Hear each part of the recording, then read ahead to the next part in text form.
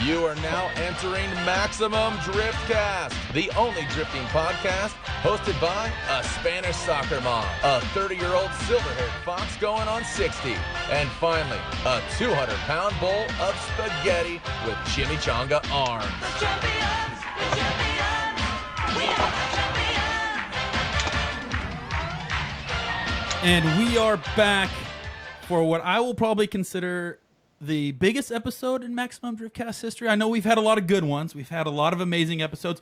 But I think, Paco, this one is going to be the best by far, 100%, hands down. That's right, Corey. This is the episode where we become professional wine aficionados and professional... wait, no. I don't drink that stuff because wrong episode.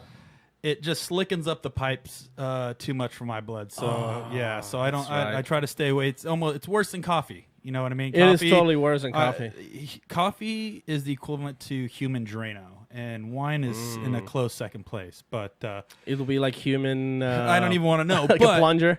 this episode is awesome, guys. The off season is over. The off season's over, even though there's really technically no off season, but it's over. And we are just a few days away from Long Beach. I believe tomorrow is even media day, so people will start driving Long Beach as soon as tomorrow. Outside of that, you guys probably heard a lot of announcements. We've been kind of mentioning this stuff for quite some time. We've mentioned, obviously, AM being a huge supporter of the show. McLeod, Nexon's now a supporter of the show. And then, obviously, the other big one we've been talking about for quite some time. I know we haven't gave much detail on it. But Because I like being mysterious. Yep, we're very mysterious. So, the mystery is about to be revealed. The big announcement, or not big announcement because you guys already know this, but as far as the detail goes, Motegi Racing, we've been talking with them for quite some time, and I've been personally using a lot of their wheels and items on my race cars and street cars and hats and T-shirts because they're super comfortable. But we are announcing our official partnership with Motegi, and we have Josh from Motegi Racing on the phone with us now. Josh, what's up? Can you guys hear me? You see me? Yeah, man, you look there perfect. I It am. looks like you're There hiding he out is. in a parking lot. Yeah, so we have two housekeeping things to run through before we start. Who's on live right now? You, Corey, Paco, and Brian? Yep. Sam's hiding right now. I guess he's getting ready for some big grand opening on Yeah, Thursday. some stuff. We'll talk about it. Yeah, we'll probably talk about that eventually. later. So you got the best people. That's all that matters. So in the order of Brian, Corey, and then Paco, I need to get a Ric Flair woo out of each of you. I Woo. can't start. It's Let's hear. pretty static. let's It's see- in my let's- rider. You got it before we Let's hear. started. Brian's gonna start it. Woo! Oh my God, Brian. Oh, that was a good Rest one. in That was peace, good. headphone users. Yeah, you guys are gonna believe. I got a. That was more of my chicken gobble Ric Flair. I have my best Ric Flair impersonation ready. Yep. We're here at Maximum Driftcast. We're pumped. We're stoked. Woo! That was a hybrid. That was the Rick Gittin. Von like Flair. it. That's Von Flair That's right Von there. Flair. I liked it. And then one more thing. Is this the world's only drift podcast hosted inside Josh's new car? Yeah, well, that's what you're doing right now. We thought you were just kind of hanging out in front of a Quiznos, but did you just get a new car? Well, I'm actually in front of a CVS. I literally, as you called me, I was throwing my stuff into my new car from my old car and doing a sweet Bernie in the parking lot. That's like a very roomy. What is that? A Prius? Well, no, it's an all-track, but like, Oh. I'd take a Prius. Wait, an all-track was that like the Audi? No, the Volkswagen Golf all-track. Oh. Nice. I wish we would have known you were in a new car because I would have played the bass flute, so that'd be the first sound that came through the speakers of your new car. But It was actually Hear It For The Boys that came on first, so... it's either that one or Girls Just Want to Have Fun are my two go-to new car Yeah, stereo that's reasonable. testers. So, Josh, Nice. we talked about this before, but I'm glad we got you on because not only does this mean that you guys are going to be part of the Maximum Driftcast AM halftime show, but you guys are also now a contributor to the Driftcast podcast. Yeah, we What is- are. Official as of last week, whenever I called you. Yep. We're sponsoring Corey Hosford and all his crazy endeavors for the year. We're sponsoring Driftcast halftime show for the year, as well as Driftcast in general for the year. So, what does that mean, not only for us, but for our listeners? And you already have a promo going on right now with us, but what does that mean?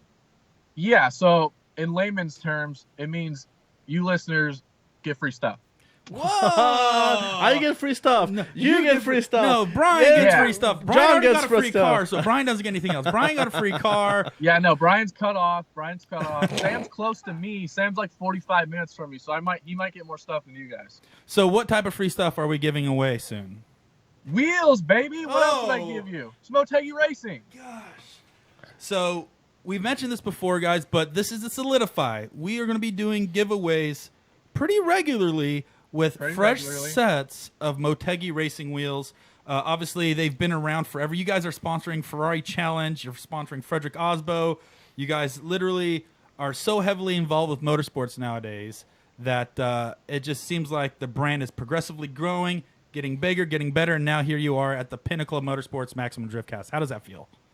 Yeah, we're really official with Aasbo. He's a real clean cut guy. He wins. He looks great. But we wanted to step it up by sponsoring the hot dog flinger and the spaghetti stinger. So this is the place to go. It's a good start. You know, we got a strong team behind us. You know what's crazy, Corey? What's that? The very first wheels I bought for my SVX, Yep. they were Motegis. It was a blessing, Then Paco. That's they were Motegi Toge. Oh, Yeah. and the Subaru. And you know what? You know What? what? The first set of wheels I had on the Previa, Motegi? Motegi. Don't say it, Oh, I Paco. couldn't have They were guessed. Say it, Paco. SX5s. I'm not kidding. Oh, God. Yep. I think I had a stroke. Hey, so hey, is it true? You know how people sponsor Paco? They just message 2F Performance. If people message Motegi Racing asking for free wheels, is it true you give out free wheels to everybody? Not necessarily. But they could message you though, But right? So if you are building a car, you're a racer, you build a show car, you build something that gets attention, email me, Oh, Josh O at wheelpros.com. I know my phone's about to blow up right now. so Josh O email at wheelpros.com. But email include Josh these O at things. wheelpros.com and ask for free wheels and send him pictures of your cool car. Include these things. I need a rendering of the vehicle in the 2018 livery. I need a show schedule. I need any media projects you're doing this year.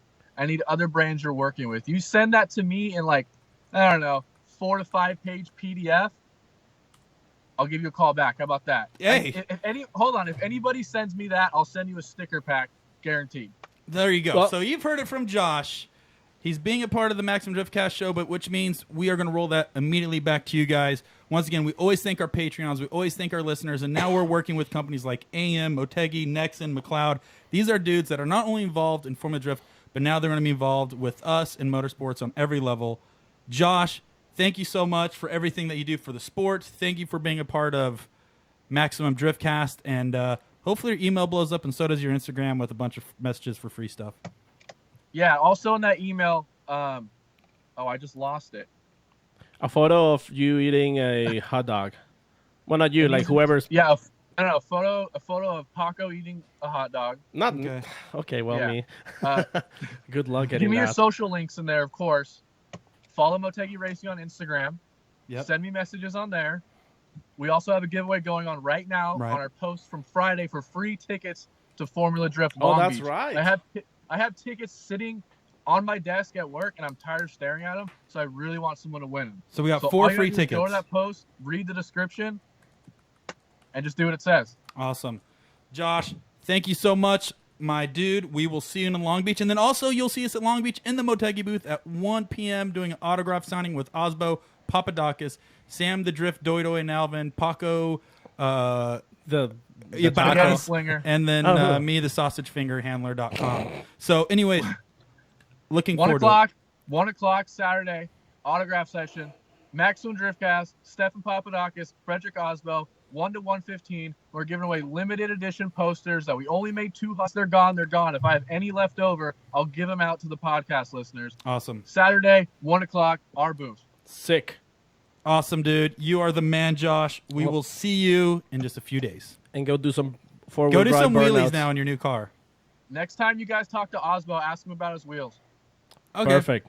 We're going to talk to him probably in 10 minutes. All right, later, guys. You have a good night, all All right? right, later, Josh. We'll see you. Later, guys. All right. What a nice guy. Wow. I can't believe that all this nice stuff is happening. Yeah, it's unbelievable. Unbelievable. Listen here, brother. It's so unbelievable all the nice things Motegi's doing nowadays, brother. But do you know what? Let's cut to the chase, brother. Oh, yeah. We're going to call Hulk Hogan and Macho Man Randy Savage.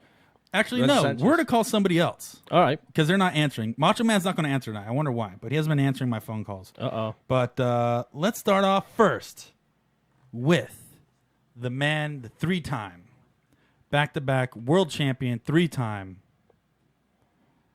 What's his name again? Macho Man Paco? Randy Sanchez? No, not Macho Man Randy Sanchez. We're calling the three-time, not yogurt handler, three-time mud bog racer champion. If he doesn't answer, we can just go with the next one, though. Nope. No answer. Okay, well we're gonna figure this out. We're not gonna go we're to the just next gonna, one.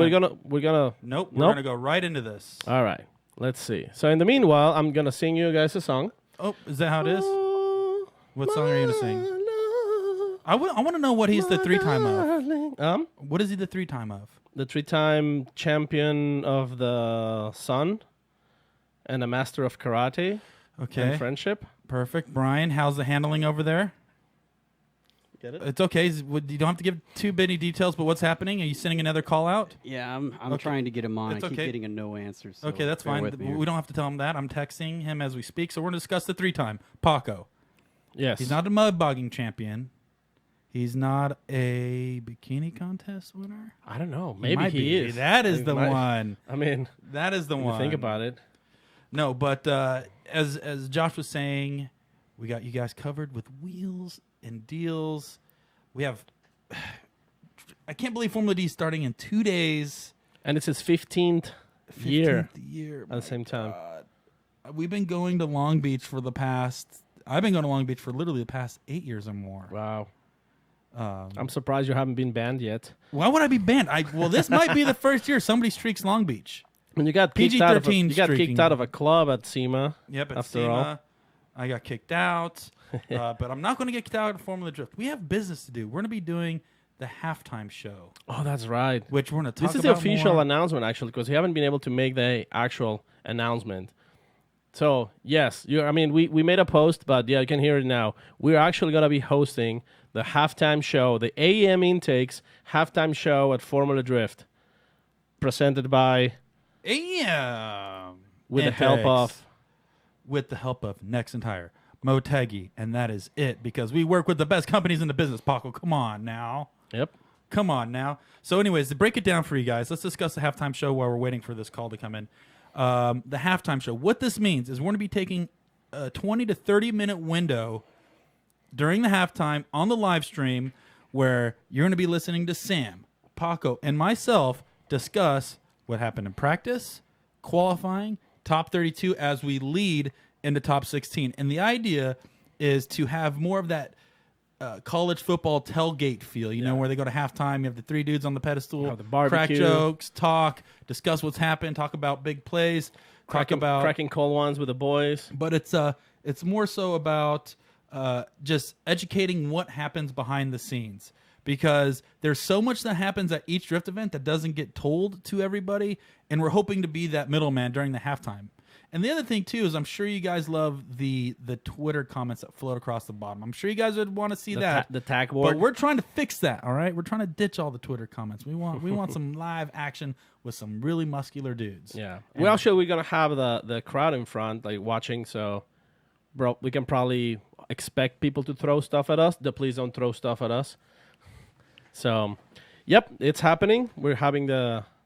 And we'll be at the Motegi booth. We'll also be at the Nexon booth too. At the halftime show, from 1:15 to 1:30. So we're gonna be busy there. I'm gonna help B real quick with this call. So give me one All second, right. Paco. Yes. All right. Well, you guys are gonna be here with me while we're getting this sorted out. Apparently, the people who's on the other side of the line are not on the other side of the line. So I'm just gonna tell you what happened this weekend. This weekend I went to the Renaissance Festival, and it was awesome because there was a lot of drinks. There was a lot of mommies in cosplay. There was a lot of turkey legs. The turkey legs are delicious. I love turkey legs. They're huge. Yeah, I feel like a caveman eating those. It looks like, yep. Whoa, I think Corey and Brian are making out right now. Okay, hopefully that will get the line, get people on the line. All right. So yeah, the Renaissance Festival. Corey wanted to go, but he is afraid of gnomes and ogres, so that's why he couldn't make it. Oh yeah, were you talking about the Renaissance? Yeah, and that you're afraid of gnomes, I'm afraid of baby gnomes. Yeah. not the adult ones. So it looks like we had Forsberg old contact information. Paco, what happened? Or he must have blocked us. Oh, that's what it is. He doesn't want to talk to us. Nope. But it looks like Brian's in the zone. Look how focused Brian is right now. We're putting him on the spot right now. You know. Yeah, look at him. He's. If you guys can see this, Brian, his eyes is as big as his stomach. Let's just call it as it is. If this show is ruined by any reason, it's Brian's fault. 100% his fault. So you can email Brian at bbb.net. .net / hotmail. Yep. .cum. Oh, come on, Paco. This is like PG stuff. Oh, did I hear something? Oh, I heard a beep. Oh, God, it's kind of Heard the beep. It's happening. I heard the ring. It's happening. Hello? Okay. We also have... Oh, my God. There he is right there. Hey, Oh, Forsberg, we probably called the wrong number 12 times, just to let you know. yeah, that's fine. I know you guys are pretty killer when it comes to technology up there. Yeah, we're like the Silicon Valley of Arizona. Hang on. Jimmy's playing the jams. Uh-oh. That's you. Yeah, was that me? I don't know. I'm in the back of my truck. Jimmy's driving since you guys called right as we're leaving the track. But all good, dudes. Well, as we were kind of mentioning earlier, we're kind of changing this episodes up. It's actually called, what is it called? The Off-season finale mega seasoned episode. Because we're done with the off season. Because we know you guys don't do anything on the off season, but I'm glad it's over. Yeah, I mean, I'm glad it's over too. It's like I can only drink, so many pina coladas and get, tanned so far. It's been a long break. We didn't really do much. We just, dusted off the car and came back out to Long Beach, and we'll just see what happens. So let's just cut to the chase. So how is your tan? It's pretty solid. I'd give it a 7 out of 10. In a scale to from pasty to Trump, how orange are you right now? Oh man, I'm a pretty light orange. that's I am not from bad. the East Coast. I'm pretty pale to begin hot. with, so it's But hard. a good solid orange. Got it. Man, I'm gonna be rooting for you then. Orange seems like it's gonna be your color this year again. It is, man. That's the color, dude. All right, so here we go. The real deal. You finally tested your car. You changed so much. Give us just a brief scoop on what you changed. And you obviously did your first test. Give us just a quick rundown on how everything has changed for you. Do you like it better? Has it been a hurdle? What's the scoop on everything you've been doing so far? Well, yeah. So going into this season, the big thing that we did was we rebuilt the entire car top to bottom. I mean, like last year was, the new setup. We did the twin turbo V6, and what you got there, Paco? Would you like a sip? Oh, I would. That sounds great. But Well, this was for you, Forrest. So thank please you. proceed. I have a water with me in this vehicle. Cheers. Salud. So yeah, we tore the entire car down because I did want to stick with the 370Z and the twin turbo VQ setup, but I wanted to repackage the entire thing. It was not exactly put together the right way the first time. It was a little bit rushed, and some things got skipped, and the car was a bit heavy and a little laggy, and there's just like some aspects of the build that we wanted to update. And so going into this year, it was just taking the whole thing back under our roof and building the car back in-house. So like I'm working on the car full time, getting that thing back together. So it was quite the task. It was more than I had anticipated. It was a lot of fabricating, a lot of planning and organizing, and trying to really shift the weight around. The big issue with the car last year was not only the drivability of the VQ, but it was also the weight and where it was in the vehicle. It was very nose heavy, and so when we rebuilt the car, we wanted to make sure that we pushed a lot of the weight to the rear to balance the car back out to the way it used to be. And after our first test day, yeah, I'd say that it feels almost better than ever. It's super fast. It's very drivable. The power band is incredible. And so we're just ready to start kicking some ass tomorrow. Yeah, Nice. so you had AMS come on board? Is that who it was who started building all your manifolds and stuff?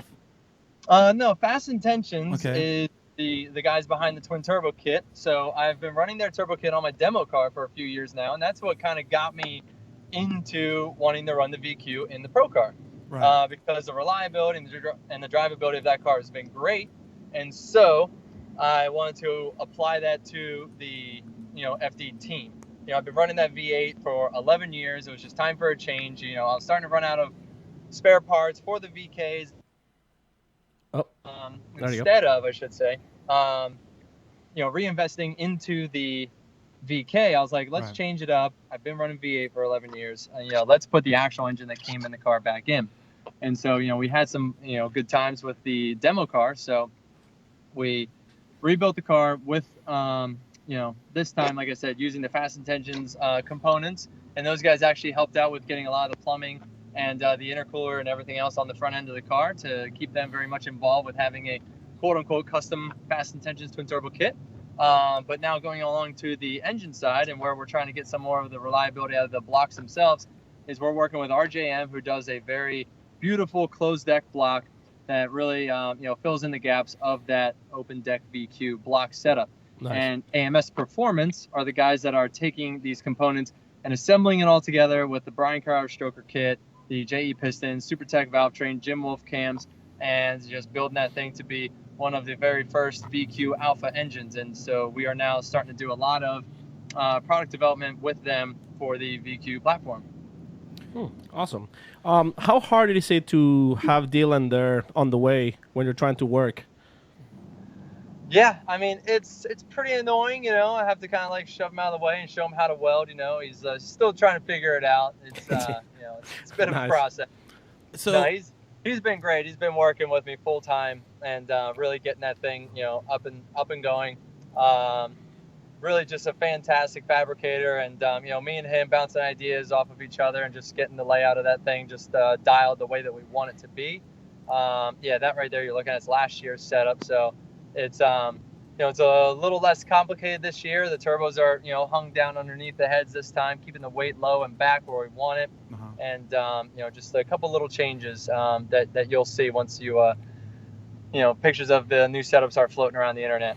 So can you compare the drivability from the VK to your new turbo setup? And that's because looking back on it, running last year, one of the things that we were really hyped on is you were actually supposed to run the twin turbo VQ in Long Beach, and you ended up having engine issues at that round. And so we were stoked for you to go back into the VK because we thought we'd see the old Forsberg come back with the big burly V8, hop into a car you're comfortable with, and now starting this round in that car, what's the comparison or what difference are you going to expect in Long Beach with the VK versus the new setup? And is it going to benefit you? I think that the new setup is what we want. This chassis has, everything that we're looking for. The drivability is there.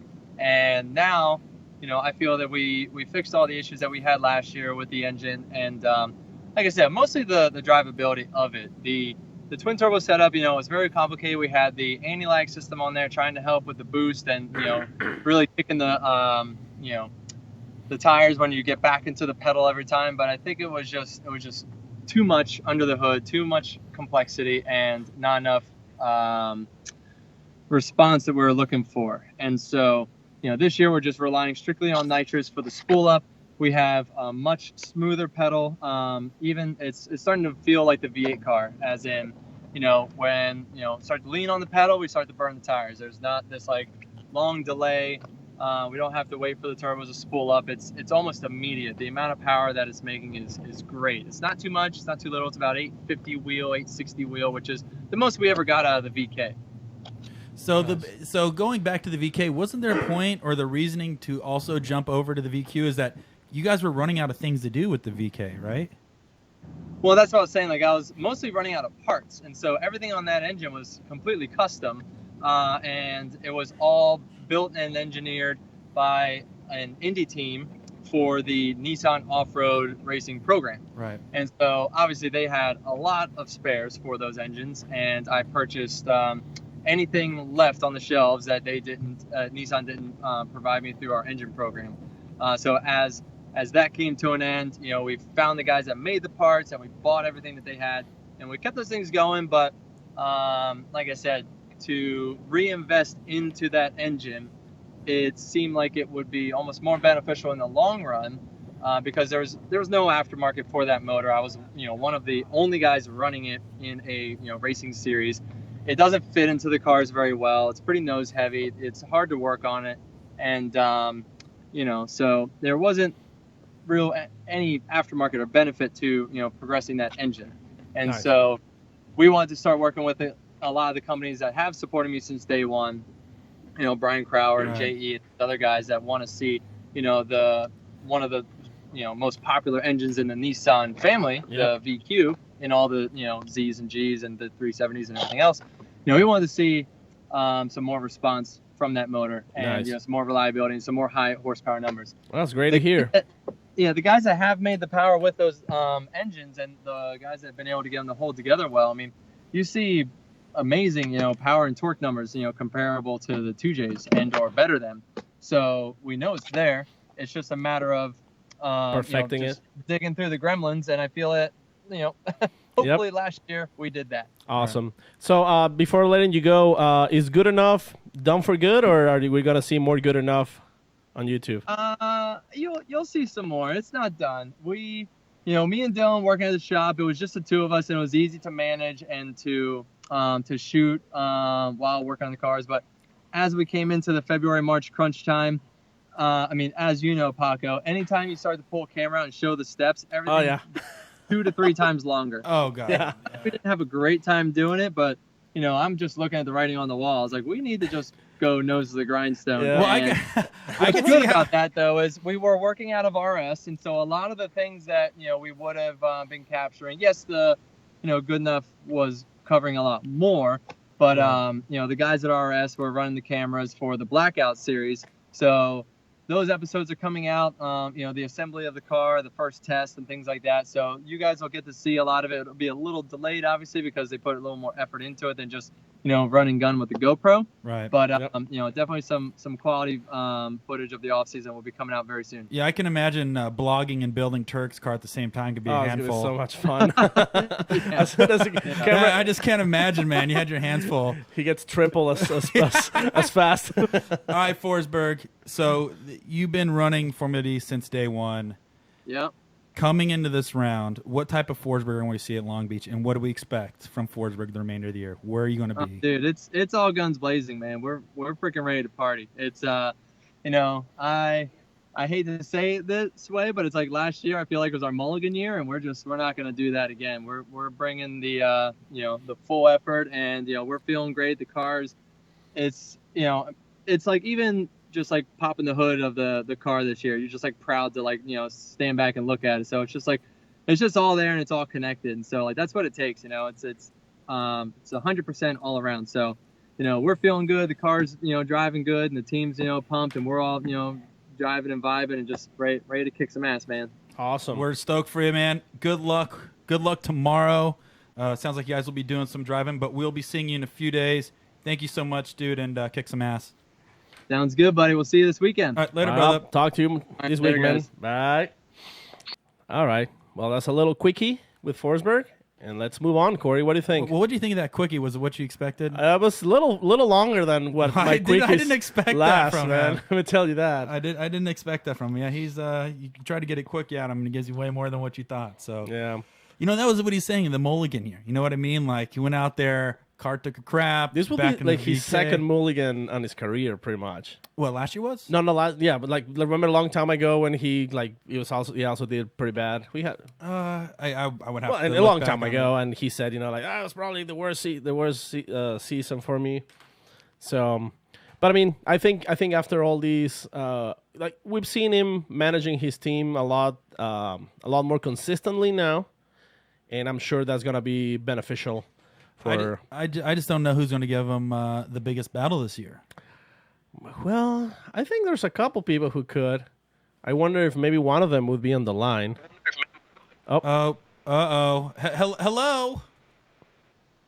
Hello there. Oh, Well, that's a very velvety man, voice. That is very velvety. Hello, who is this gentleman we're speaking to?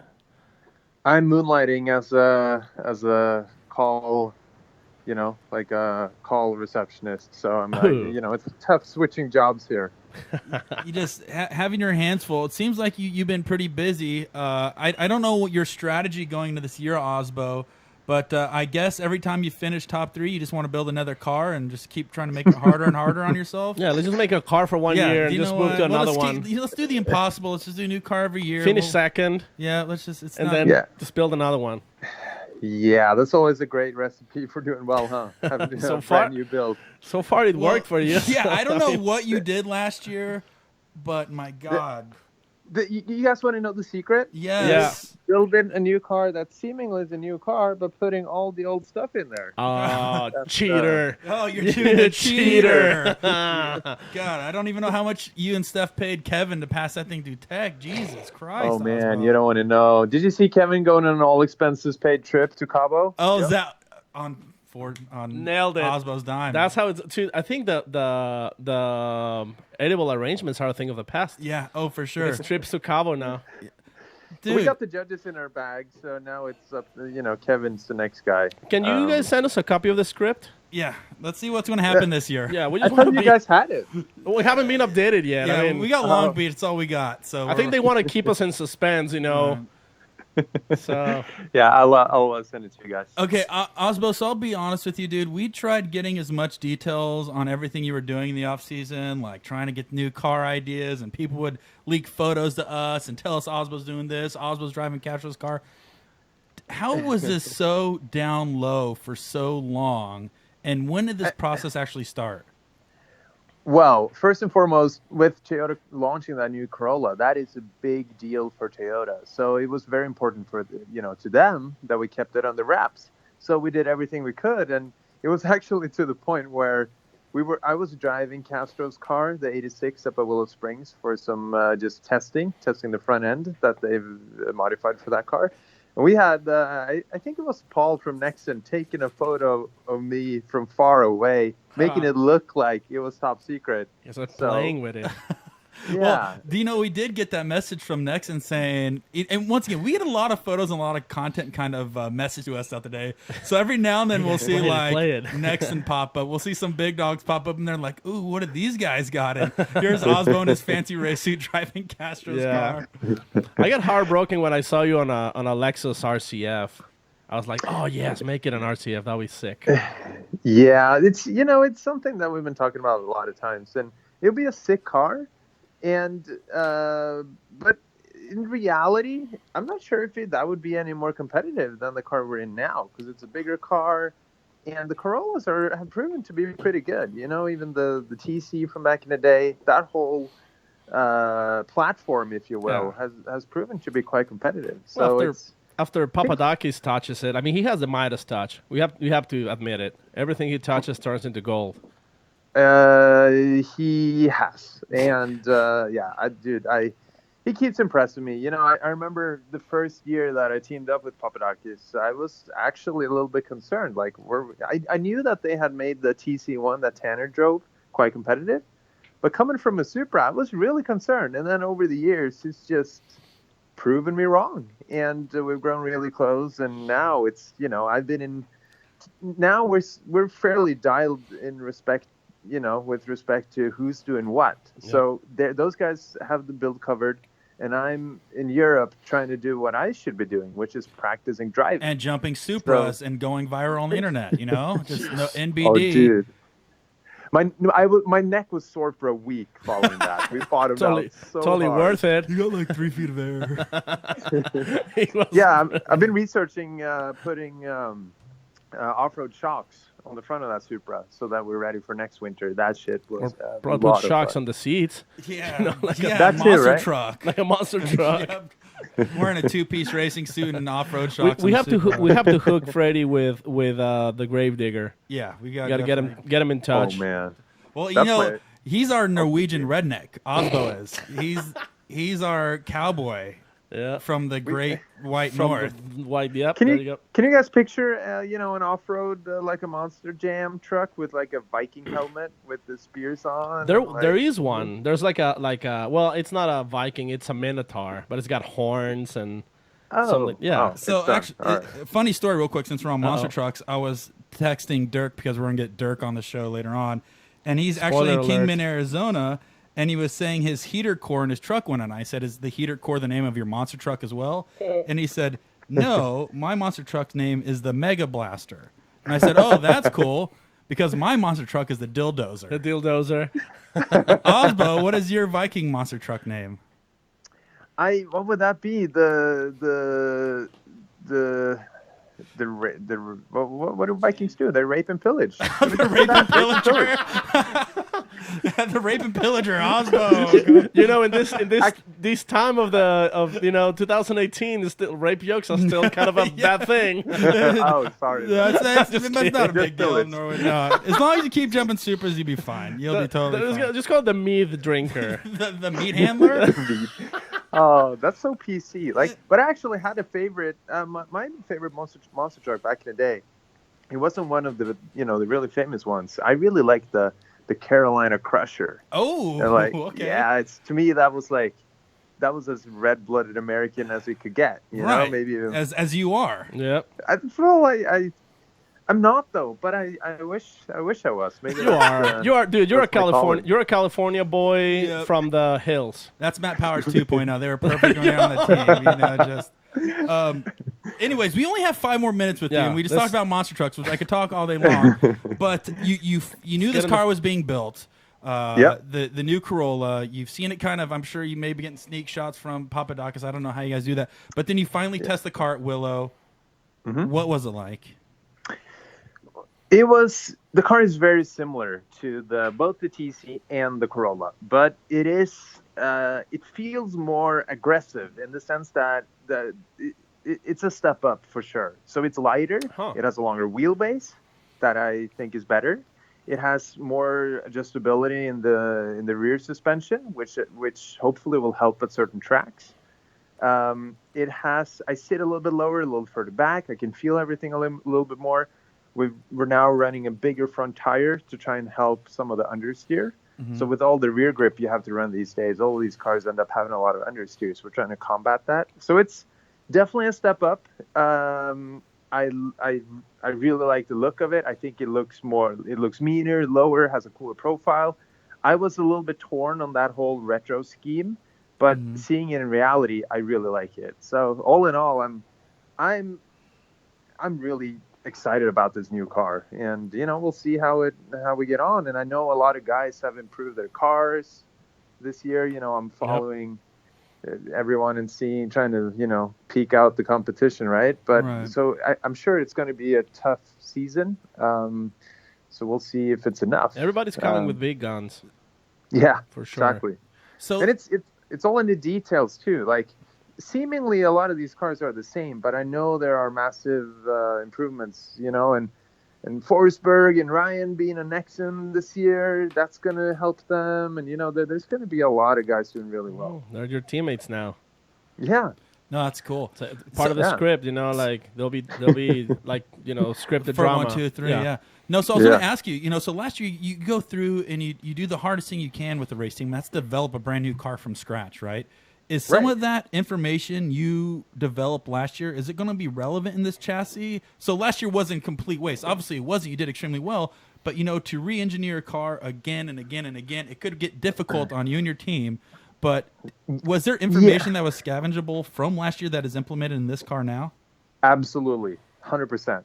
And that is because these platforms are quite similar. There are some small details here and there.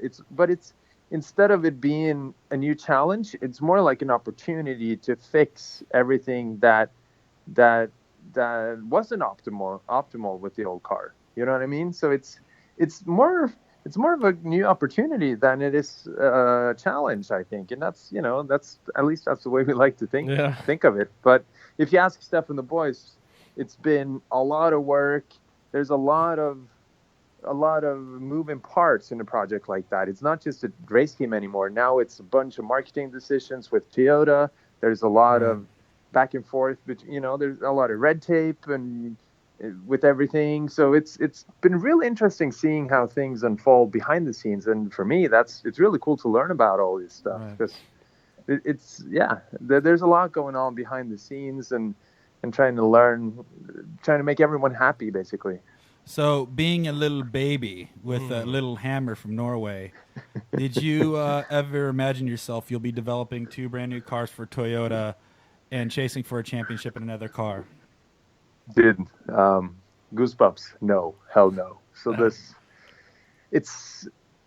when I pinch myself, which I have to do quite often, to be honest, it's unreal. And the thing though is you don't become a criminal overnight. You know what I mean? Like, Right. and you don't become a Formula Drift champion overnight. It's Right. something that builds over years. And what's funny right now is that I'm in the same motel that I stay in every year for Long Beach. It's Hey. where my buddy Moy and I stayed in 2010 when we had our first event in Chucky. And, I walking into this room and it made me think back, it's been an epic 7 years. Well, I think you're a perfect candidate for the story that you're this dude that was very motivated by drifting and ended up making a life out of it without everything handed to you. You worked all the way up into this point, and you're a good, example for the sport of just saying, you know what, if you want it and you work hard enough, you can do cool shit like this and grab life by its little balls and take advantage of it. But I love you too. Yeah, no, that's exactly what I was Yeah. getting to. But last thing about the car before we let you go, actually, 2 things. Any changes to the engine that shows you're making 1,000 horsepower this year? What did you change on that? And then what Aasbo are we going to be expecting to see this year? So the motor platform is largely the same. And instead of 95% of the engine being modified last year over a stock block, now 98% is modified to the point where the guys have built a custom valve train for the head. So we haven't really made big power improvements over the last couple seasons, but we've made major reliability improvements. And the last setup we've had has been really strong, really capable, really reliable. So it's mostly on the internal side, making sure, everything holds together. And we're trying to be smarter about how we set up the motors. We're running a smaller turbo for this track in Long Beach, trying to improve spool and drivability, go into the bigger turbo for the bigger tracks, and trying to be smarter about power delivery. Uh-huh. And, for this season, what I expect to see is badass drifting. There's some new blood coming in, guys from Japan, guys coming up from Pro 2. We have Ferrari coming in, so there's a lot of exciting stuff waiting to unfold. Not big deal. You have a Corolla, buddy. That's probably You got worth more this. than that Ferrari. You But got I'll keep this, that on the bro. down low. No, but what Aasbo are we going to see in Long Beach? You're going to come out there guns blazing. I know you're going to be super focused, but what are we going to see from you this year? Trying to be consistent, trying to be more aggressive and put on more flair than before, yet still trying to remain a consistent contender. And there's no more trying to hold back. And it's all right now. The level is so high that you got to come out swinging, and if you even want to have a hope of doing well. Right. So that's why this winter I've been trying to practice a lot on the lakes. I've never having more ice drifting practice than I've had this winter. Trying to really, dude, I've dented so many doors and so many fenders. It's been an amazing off season. Let's see if we can put it to test in Long Beach. I'm really excited and Nice. plan is to come out swinging. Awesome, dude. Well, good luck tomorrow on Media Day. Have fun with that badass new car, and we'll be seeing you in 2 days, and best of luck to you. Thank you. Awesome, See you down brother. here. All right, See buddy. you Have a soon. good one. You too. See you in a few Awesome. days. Thank you. Take care. See you. Bye-bye. Bye. There you go. Man, I always want to say something bad about him. Yeah, called You like know? the ball peen hammer. Yeah, man. it's just just- a little tiny little Yeah. baby hammer Like man. his jawline is too The perfect. hammerhead Aasbo. All right, next one, B. Let's do this. Take us there, Brian. He's ready. He's locked and loaded. So far, it seems like more people have been developing their cars. Even though they've only been ready for 2-3 weeks now, that's still more than what they've gotten previously. Yeah. And other years. A lot of times people are doing testing at Media Day. Yep. And now you have dudes testing 2-3 weeks out, like this guy right Speaking here. of testing, What up? you have the Oh, human testy. You have the human testicle, Matt Field. Just a pair of big testicles. Just a That's pair of You know, big old speaking balls. of that, I had to get a custom seat, right? I got my seats from Cobra. Ooh. And I made sure that they put a nice indent right where my balls would sit in the seat to accommodate. Oh, so did your ball game step up when you got a new car or what? Oh yeah, balls got bigger, seat got more room. So by getting bigger balls, did that make the overall car heavier? So you should be sitting at what, 3,400 pounds this year? Yeah, about 200 pounds of balls. Okay, dude, I don't know why you've been so quiet about this, and we only seen one video of the Corvette sliding around, and I don't know Yep. what track that was. What has been going on? Obviously, we've been watching this build through Donut Media. We've been watching this build through your Instagram, and we see 2 seconds of you sliding a car. Why are we leaving us in suspense? There's going to be a big reveal tomorrow. Donut is finishing up the edit. We have 3 test days under our belts. The car performed super, super good. There's been good stuff. There's been bad stuff that we needed to learn. But a big reveal is going to be coming tomorrow. It's going to be dropping, around the same time that we start heading out for Media Day. And we just wanted to do this to try to build some hype. I basically laid all my cards out on the table the entire year, showed everything that there is to see about the car, and now we have some big announcements for partnerships as well as watching the car go out and actually drive around out on track. So just wanted to build up a little bit and show everything all at once. Yeah, it's actually been really awesome to watch because you've been running that same S14 for how many years now in FD? So I think it's 7. 7. That's Jeff Jones' record right there. I know. Same car, 7 years, but that car has seen some of the craziest shit probably in Formula Drift. I remember seeing that car go against Daigo 3 or 4 more times in Irwindale. I've seen that thing kill it at Long Beach. I've seen that S14 break at Long Beach. Yeah, Pac-Man go flying. Yep. I got 2 wins in that car. It's got some history to it for sure, but she's an old girl. So you finally got the S14 dialed in after 7 years. What made you want to jump to the Corvette? Honestly, I'm getting a little tired of S chassis. I think that I've kind of gotten to the place where there's not much to be gained, right? There's not a whole lot of new stuff coming out for them. Everyone has the same fucking body kit. Everybody has the same suspension. It's just the same as everybody. And I really feel like we were kind of leading the charge as far as like development on S chassis, because there was a time where our S chassis was like the best or the most winning or, just one of the top S chassis kind of in the world at one point. And now there's just so many people building such wild cars that I was like, well, my car is only ever going to be what it is because it was built so long ago, right? I legit built that car 7 years in my parents' backyard. That's a testimony of how good it was built. Yeah, but it's only ever going to be so good and so new and so fresh and so different. So I just decided I wanted to do something that I feel is going to be a step up, and I really feel like the chassis of a Corvette is a step in the right direction. It's a real sports car. It was designed to do things that we're asking it to do. It just needs a little bit of tweaks to become a good drift car. All right, so we don't have much time with you. Compare the Corvette's driving capabilities versus your S chassis capabilities, because it's very similar engine platform. You're running that CBM with the Vortex supercharger on nitrous. Obviously, the chassis itself is much different, but performance and driving-wise, how would you compare the two? So right off the bat, and this is with very little tweaking, right? Like this is fresh off the build board onto the track. The car already had so much forward bite. And I wouldn't necessarily say that it had leaps and bounds more than the S14, but immediately it had the same, right? Right. And that's before we're even dialing in the suspension really. And it has, because it's a front steer car, so that means that the steering rack is in front of the center line of the hubs instead of behind like a 240. Okay. So the geometry is much, much better. You don't get steering lock or bind or anything like that.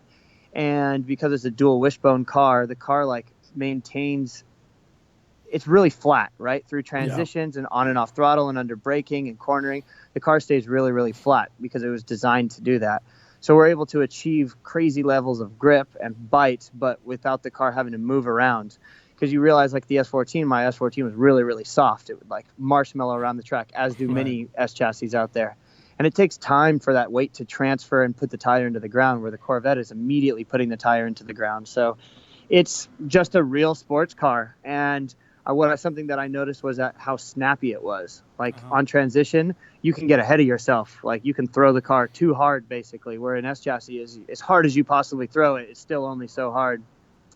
Another big difference that I noticed was that you make a change, like a sway bar change or a shock change or a tire pressure change, you immediately notice it. Where the S chassis, I'd be like, yeah, I think that was better. Yeah. But maybe it was the same. You know, maybe Yeah, I just think that it's I'm better. hoping but it's like, better. yeah, I think it's better, therefore it is better, whether it is or it isn't. Right. But the Corvette, like I make a change and I could actually feel that change. So that was really, really cool. Is that because it's overall a stiffer chassis than the S chassis? Is it? Do you think it just be of how much more rigid it is? It's easier to feel those adjustments, or what do you feel is making this thing such a good drift car? I think the big thing is the suspension design. You make a change on an S chassis and it's really like not doing that much, and I can't exactly tell you why, but like, you know, some guys, there's S chassis like no sway bar versus sway bar, right? And they're Right. like, at the end of the day, how the two guys drive, one guy with the sway bar, one without, is very like pretty minimal, right? Yep. It's like a little bit different. Yep. But like, we disconnected the sway bar off the Corvette and I was like, Jesus Christ, I don't like that. Like, I know I don't like that, but I could take the sway bar off the S14 and be like, I could see how I could get used to that. So I think it just comes down to the suspension arms are very, very long. So it kind of goes more back to like putting the suspension and putting the chassis to work versus just like, well, this arm kind of does this, but it also does that. With a Corvette, it's like this one thing does this one thing. Wow. Because like a multi-link in the back of a 240, right? You make the traction arm longer or shorter, the camber arm this, the anti-squat that. There's like, it's just so many different arms doing so many different things, where a Corvette, it's like you got 3 arms that do a couple of things and you make a change and you notice it. Yeah, Wow. that's yeah. It seems like obviously a pretty noticeable difference, and obviously from the content we've seen, it seems like the detail that went into this build is way beyond what we've seen previously. It's like you were building a GT car, pretty much. Yeah, no, these cars are. No, seriously. I know these cars Yeah, are well beyond what we've always thought drifting would be. You know, it's not just a bolt and cage anymore.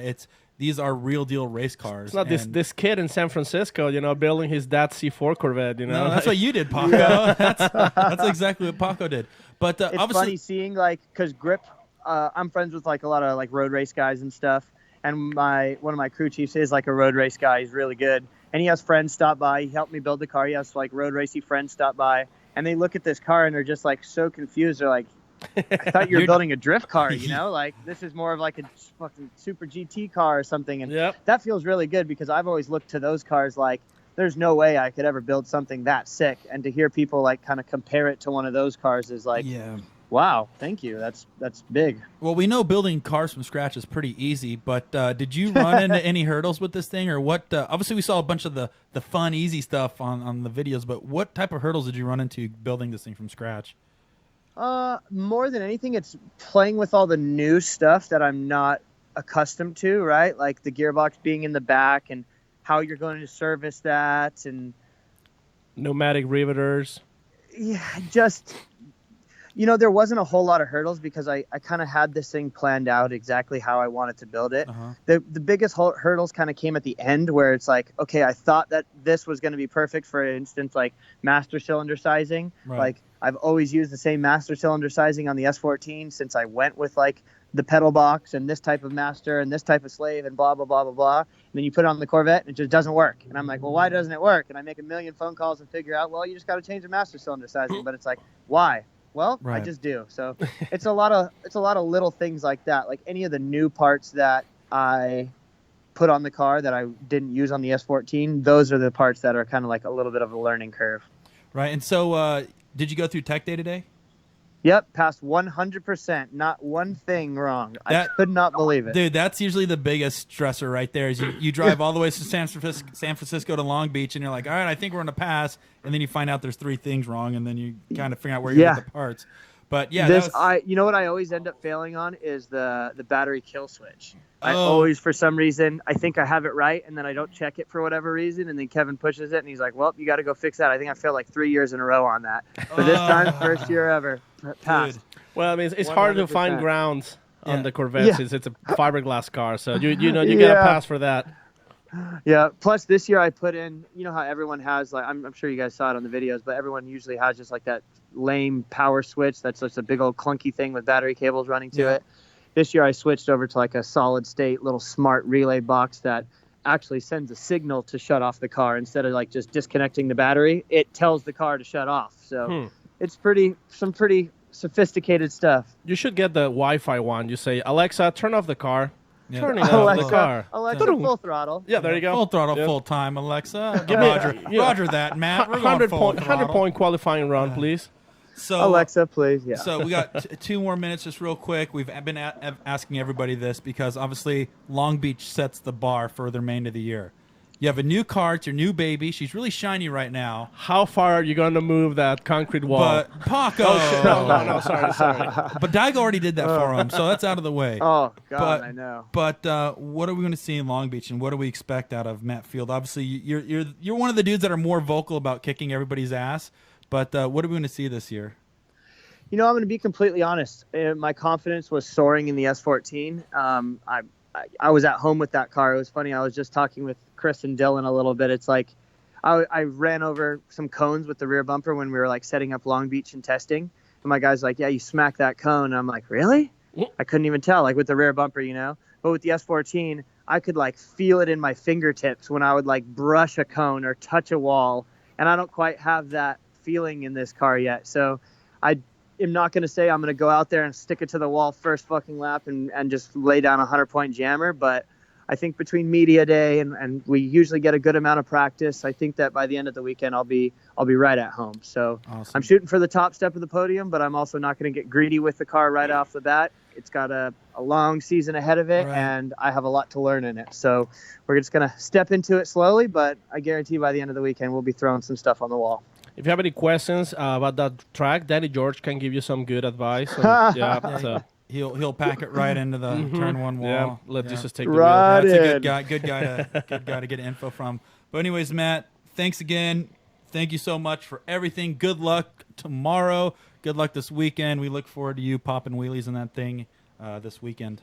Awesome. Thank you, guys. Yeah, be sure to watch out for the video. It's going to be a long night with editing from Donut, but it'll be out there tomorrow, and I'll start posting videos up, and it'll Hell be a yeah. good time. So Awesome, I'm pumped. dude. Thank you, guys. Well, we'll see you this weekend, brother. Awesome. Later, guys. All right, Later. later. That's a Corvette wave. See what I did? Corvette. Corvette Yeah, you wave. threw him the Corvette. I He didn't took- even see it. Hey, Matt, here's a quick Corvette wave. Hey, man. From let's get Corvette some- owner to Corvette do you owner. flick it to the left or flick? Well, because you're driving. Yeah, you Right. flick it to the left because you're driving on the left. But remember, my Corvette's going to be right-hand drive. So I have to, like, so you have train to it on the- use yeah, yeah. That's why your right wrist is really weak because you usually throw with the left. It's not the weak. It's just it's used to the the freedom of the movement. Of the drinking the wine. Yeah, exactly, Right, exactly. so That's where I was drinking the going wine. to.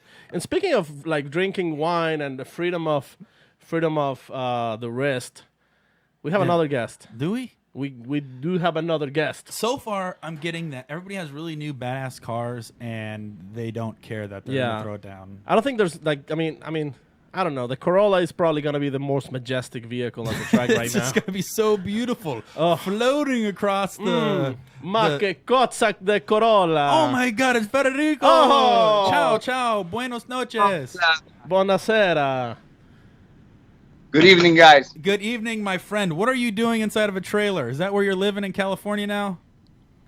Exactly. Who told you that stuff? We've been watching you, man. We've been staying up to date on your Instagrams Yeah. and RS and all your stuff that you're doing. It's There like you go. you come to America and you take it over, and we just got invaded by the Italians, we got invaded by the Norwegians, we got invaded by the Irish, and now Yeah. we got Fetty, the king of Italy, showing up, just knocking everybody out of the water. The spaghetti snorkel.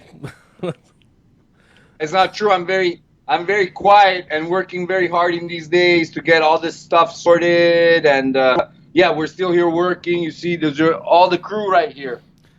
What's up, crew? You see there? I hope you guys are ready. Yeah. Buongiorno. Ah, that's good morning. Ah, Buonasera. they say. buonasera. So we Ma wanted che to catch cosa. up with you because last time we talked with you, you were back home, building your car, getting Yep. it ready, and now here you are. You know, it's one thing to see you overseas, and then we see you here in the United States. We see you testing. We see your car at the shops. We see your race service. You're getting the full American treatment. What is it like to Yes. be over here, ready to go? Well, let's start from the fact that I'm here from like 12 days, let's say 2 weeks. Loads of stuff happened. I am so excited, and I met so many amazing people on my way in these days. that gave me a very warm welcome. And I got my boys here, Ish and Dave, taking care of all my stuff because it couldn't be possible, and we were really welcome from race service that I had the chance to meet Chris for the first time, and it was really amazing to see such a simple guy like me having a very true passion for all this stuff. And then I realized that after 48 hours I was in USA, I had to work more hard than when I was back home to get all the stuff ready and done. So I'm very excited, and after 2 years working on this project, I am in a very special feeling. I don't know how to say. Very excited for this weekend. Yeah, we've been looking forward to you being out here in Formula Drift since your first announcement last year. Obviously, you had some hiccups and some things you needed to get worked out on the Ferrari, but to finally see Fiora land in Long Beach. See, my Italian needs to get cleaned up. My Italian needs to be worked on. So in Long Beach, he's going to get me. Let's make it simple. I tell you a thing. I was thinking for the American fans, you can call her Lella. Lella is okay. Lela. Oh, that's not good for Spanish, though. What does that mean in Spanish? Lelo, it's like somebody who's Lela. like, yeah. Well, it's a feminine for it. Oh, really? Yeah. Okay. No, tell call her Bella. Bella. Here's the thing. What you need to do if you want to speak Italian properly, you have to literally put your fingers all together, Okay. and shake your hand while you talk. I swear, it just comes out natural. Fiorella. Fiorella. Now do it again. Fiorella. See, I was going to have Federico do voiceover for me saying. I'll see Oh, there they go. See? They know what they're doing. God, Paco. We just need to go to Italy for a couple weeks. Did you go through a tech day today? Not yet. We're gonna go through it on Wednesday. Yep. I actually brought the car to Kevin personally, and he already took a quite accurate look at it. We already adjusted a few things that he spotted out. So I did that on purpose because I had the correct time to do that. Yep. Today I was out at Willow Springs with the team. Yep. That place, guys. Oh, You like it or what? it's race I heaven. love it because I saw today this morning passing. I saw today Gucci testing. Okay, but then when I came back, he was already gone because I wanted to introduce myself. Then I saw Kristaps testing. I wanted to introduce myself, but I'm new. I didn't get it. They got the parking to test round one. Okay, so what happened? I booked the damn toge. I wish we had this on video. No, nobody told you. I got some really cool stuff, but I mean, I got in and I said, all right, wow, this is challenging, and it was like so up and down, amazing. Is this your first time driving in America? Yes, today I burned my first fresh Nitto tires in USA, boys. There you go. Congratulations! You deserve a round of applause. Thank you. Yeah. It's going to be quite the experience, and I think Long Beach is going to be it's going to be a good test. It's a very slow technical track, but I think where you're really going to get excited is when you go to Atlanta and experience a high speed 130 mile an hour entry. Even though you've done that, it's just the elevation changes. I'm excited. And then the oval Every bank entry, courses. It's a new entry, Every initiation, it's a new initiation. It's drifting. By the way, the best gasoline you want to put in your car now you're here in America? Quick Trip. Oh, I'm ready. Fill it up with Quick Trip. I'm ready pumping my engine with some VP Racing Fuel, boy. Wow. I can't wait. So you've tested. How did the car perform out here? Yes, today I tested the car. And we, adjusted a bit the ECU to the new fuel and to the fresh Cali air, all this stuff that you guys do when you bring cars here. And you just threw an AM intake on it as well? With the AM take, she sounds serious. She sounds like so more angry also. Today the whole valley there was like, shaking. Really, it was so cool. Bellissimo. That is so awesome, man. Yeah, we're super stoked. It's just I know you had a pretty wild journey the past couple years, and to finally see you make the big jump, we are very excited that you're here. We're super excited Thank to see you on Friday, and we're definitely rooting for you and your whole team to show what you guys can do out here, and we're super pumped to have you, and especially bringing a Ferrari out. I was telling everybody else, it'd be cool to see some Ferrari flags in the stands like we're at an F1 race, now that we can do that. We might see them. We might see them. I'm trying my best, to take care of all the people writing to me in these days. I am not used to it. It's so amazing. It's so nice, and all this. Of course, it's a media attention because of many reasons, but at the same time, some messages that I read are thoughts and are very charging for me. They give me a lot of energy, so I try to take care of everybody. We got already a big Ferrari fan base that are not scared to say that they're also big drifting fans. Awesome. Nice. That's what we want to hear. So what do you got, Paco? And by the way, so we know there's this little video known as Smoke Signals, a Drift Tale 2016, which we're gonna post on our side real quick. But this was made by the Apex brothers back when we met each other in 2014. That Dave and Ish are taking care right now of many things while I'm here in USA and we're getting started, and this is so important because it would be really difficult, of course, to come here and actually not have any direction as they are giving me, and also as you guys did, introducing myself to the American market and to the American people. So this was basically amazing.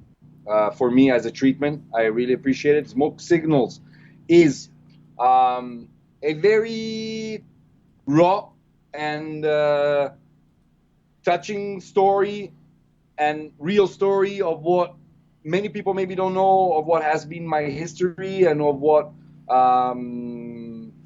it's my relationship with Team Orange, Right. So it can be very interesting to watch, I think. And to give these people an idea, and after watching that, I actually watched it twice. The real interesting thing is I appreciate it. no, because there's so much good information in there. Oh, what's going on? Yeah, there's so much really good information. Corey, just because I see that you liked it, that's actually the first time me and Fede collaborated together like 4 years ago, and that was my film school thesis. Well, and here we are now, so it's pretty dope. I appreciate it. I'll tell you one thing about that video that is so interesting. You know that obviously being in film, there's a lot of things that has to attract an audience to watch it or to be engaged for 10 minutes or 8 minutes in a video. And, to sit down and watch some people talk for 8 minutes is difficult to do. But if the story is good enough and if it's put together well enough, you can sit through anything. And that was one of those things where you watch it once and there was like, I must have missed something in that. Even though I feel like I must have missed, I'm going to watch it again. And that's what that story was. It forced me to watch it twice because there was so much information in it, and it tells such a good story about how you got to where you are. And, the one thing that a lot of people don't realize is you were the first foreign driver to ever compete in D1 GP. Out of everybody in the world. In Japan, I confirm. Yeah. Some confusion sometimes, but so if we're talking about Japan, yes, first D1 GP driver in Japan, because it was all the Japanese that would compete in the series, and then you came along and created your relationship, and then you were the one that really opened the door for other foreigners to come in and compete in the series. So you've done so much for the sport, and that video does such a good storytelling that. Thank you, man. Appreciate it, Corey. No, Thank you. You made a crazy happy man. For sure. No, for sure. that's super awesome. So we'll post that on our social media too, so you guys will be able to check that out. Check out Frederico's story. But two things for you, Freddie. We appreciate that. What are we going to see in Long Beach from you? What are we going to see? What do we expect out of you through the year? A lot of people are coming out here swinging, but what are we going to see from you this year? What's some expectations we'll get out of you? I think I got a container full of energy for you guys. I think that's And, enough. I'm very excited to share what I've learned in my last 12 years of career, and I'm very excited to share all the hard work that has been done. What you will see from me personally, you will see my best condition mentally and body. That's the respect I bring to the Formula D and to all the fans to Formula D. So you will see me in a very ready and challenged mood. Awesome. Well, we will be seeing you. We will be seeing you on Thursday, so hopefully we'll be ready to go. And we're going to introduce you while we're there. We're going to introduce you to real Italian cuisine. We're going to bring a couple cans of SpaghettiOs for you. I don't know if you had that before, but they're the spaghetti. Yeah, so we're going to bring you some There real is a real treat. There is Viviana from Italy. She's in charge of your pasta at my place. Oh, so we're going to get some real pasta. Prego. Oh. Real pasta. Can't wait. See, Viviana's listening. She's down there listening, okay? Oh. You see? Mamma mia, bella ragazza. Spaghetti la arrabbiata. A Miata. Yep, I know what that. I know what a Miata is. She's the wife of the chief mechanic. Be careful. Okay, he's a bello ragazzo. Paco, también. no, don't go there. Ragazzo, bello. Adriano looks very tamarro. Well, you guys, we wish you the best of luck again. Obviously, you made this big journey. It's going to be awesome. No matter how well you do, how bad you do, whatever happens, it's going to be very special. Yep. So thank you for doing what you guys do, all of you. Thank you, and thank you for always giving me a chance to have a chat with you guys and have a chat to all your fans and to the spectators that are watching. Thank you so much. And I would like to invite them also at halftime at the AEM booth. Yep. So therefore some autographs and something else that we prepared for all the people coming at Long Beach. Awesome. Che cosa. All right. Grande. Federico. All right. Grande. Well, go get some rest. We'll be seeing you soon. Go get some rest. I got the message. I look like shit. Thank you. All right, buddy. Ciao. Ciao. Ciao.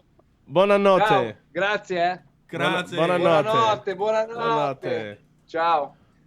Ciao, man. Chow mein. That's Chinese. Corey. Oh, is it? Oh, man, I was way off.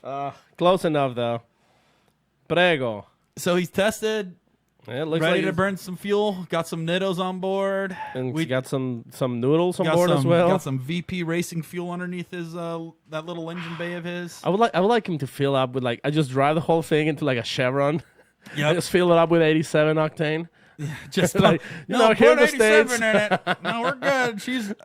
Throw some low grade in Some her. flex fuel. Yeah, throw some low grade in her.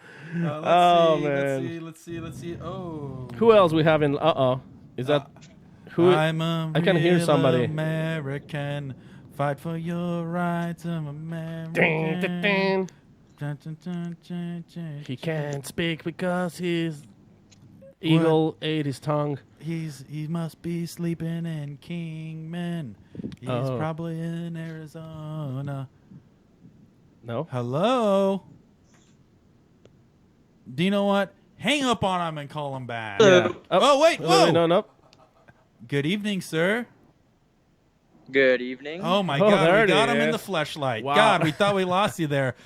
You may have missed my intro, but I was doing the Hulk Hogan theme song. Do it again. I am the real American.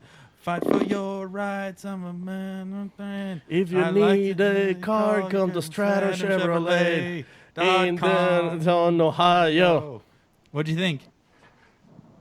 I really like that. Yeah, perfect. we've been working on that one for about 2 weeks now, so I'm glad Wow. I'm glad we were able to perform it for you. That's serious. That's pretty So good, right? We're actually gonna have an album come out. We're actually gonna send you a note asking if we can use Stratton Chevrolet in our song.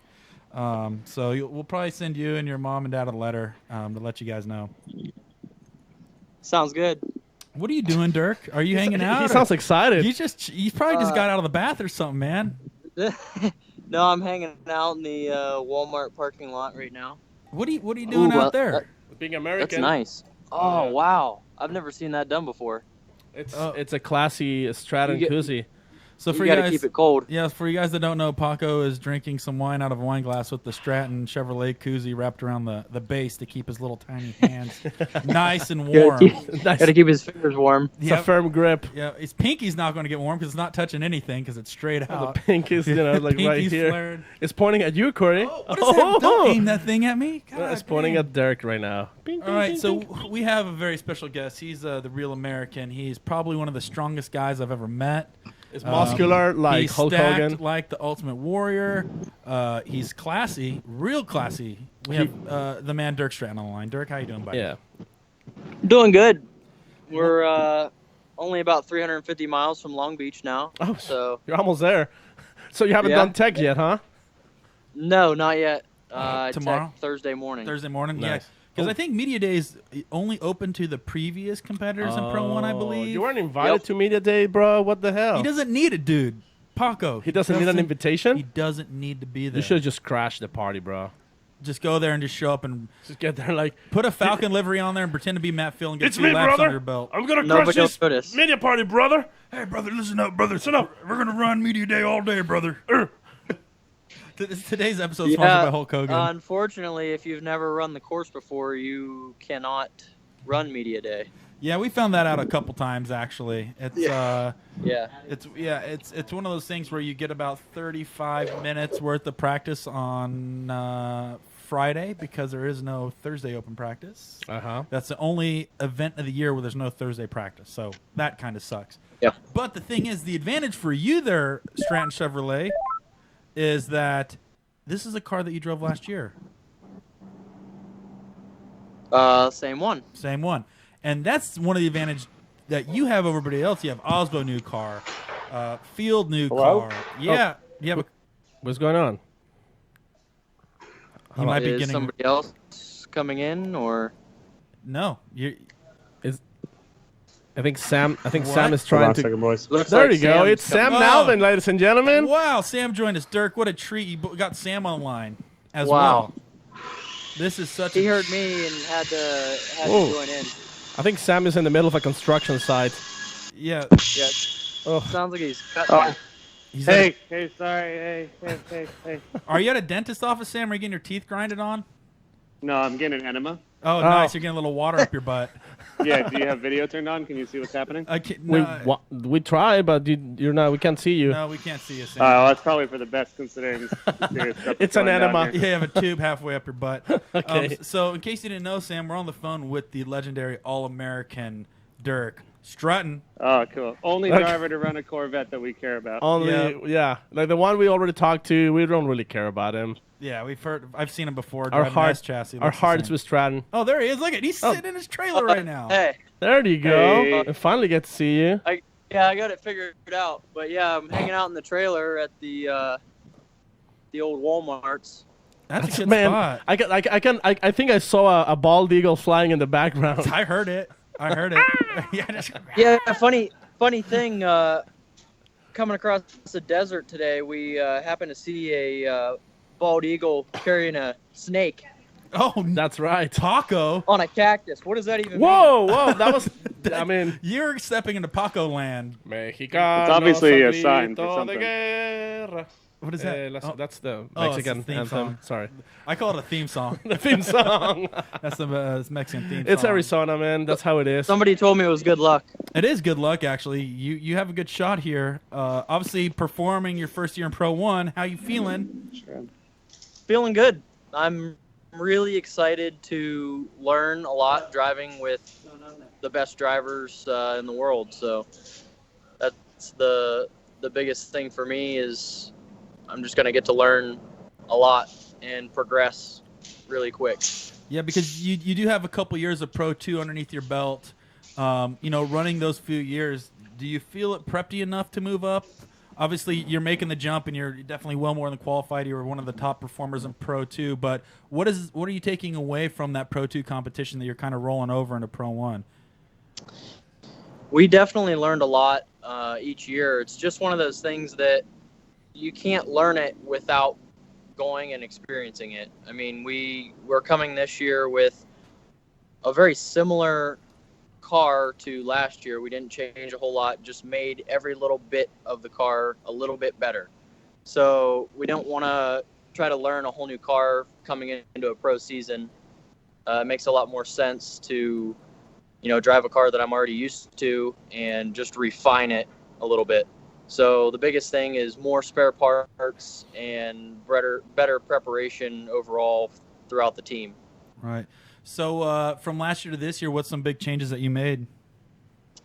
Well, I built kind of a cool pit cart now that's going to make things a lot nicer. Yeah, And you usually perform pretty well in the pit cart.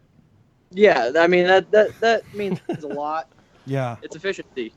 But no, one of the biggest changes is going to be tire size for the car. The rest of the package is pretty similar. We have a little bit better front angle kit built by one of my good friends, Justin Robertson. So that's going to help us out a little bit. Not that we really had an issue before, but Right. But more angle is more angle. other than that, not making any major changes to the car, just little refinements here and there. Yeah, because if I can remember correctly, you for the past 2 years, you pretty had a well-balanced machine. It always performed. You always did well in it, except in Texas, you had that rear end issue that Sam knows about. But you ended up breaking a diff in Texas, which took you out of potentially winning the championship.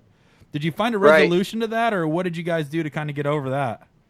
Well, that rear end was in the car since I built it originally, so it had between 2.5, 3 years of abuse on it.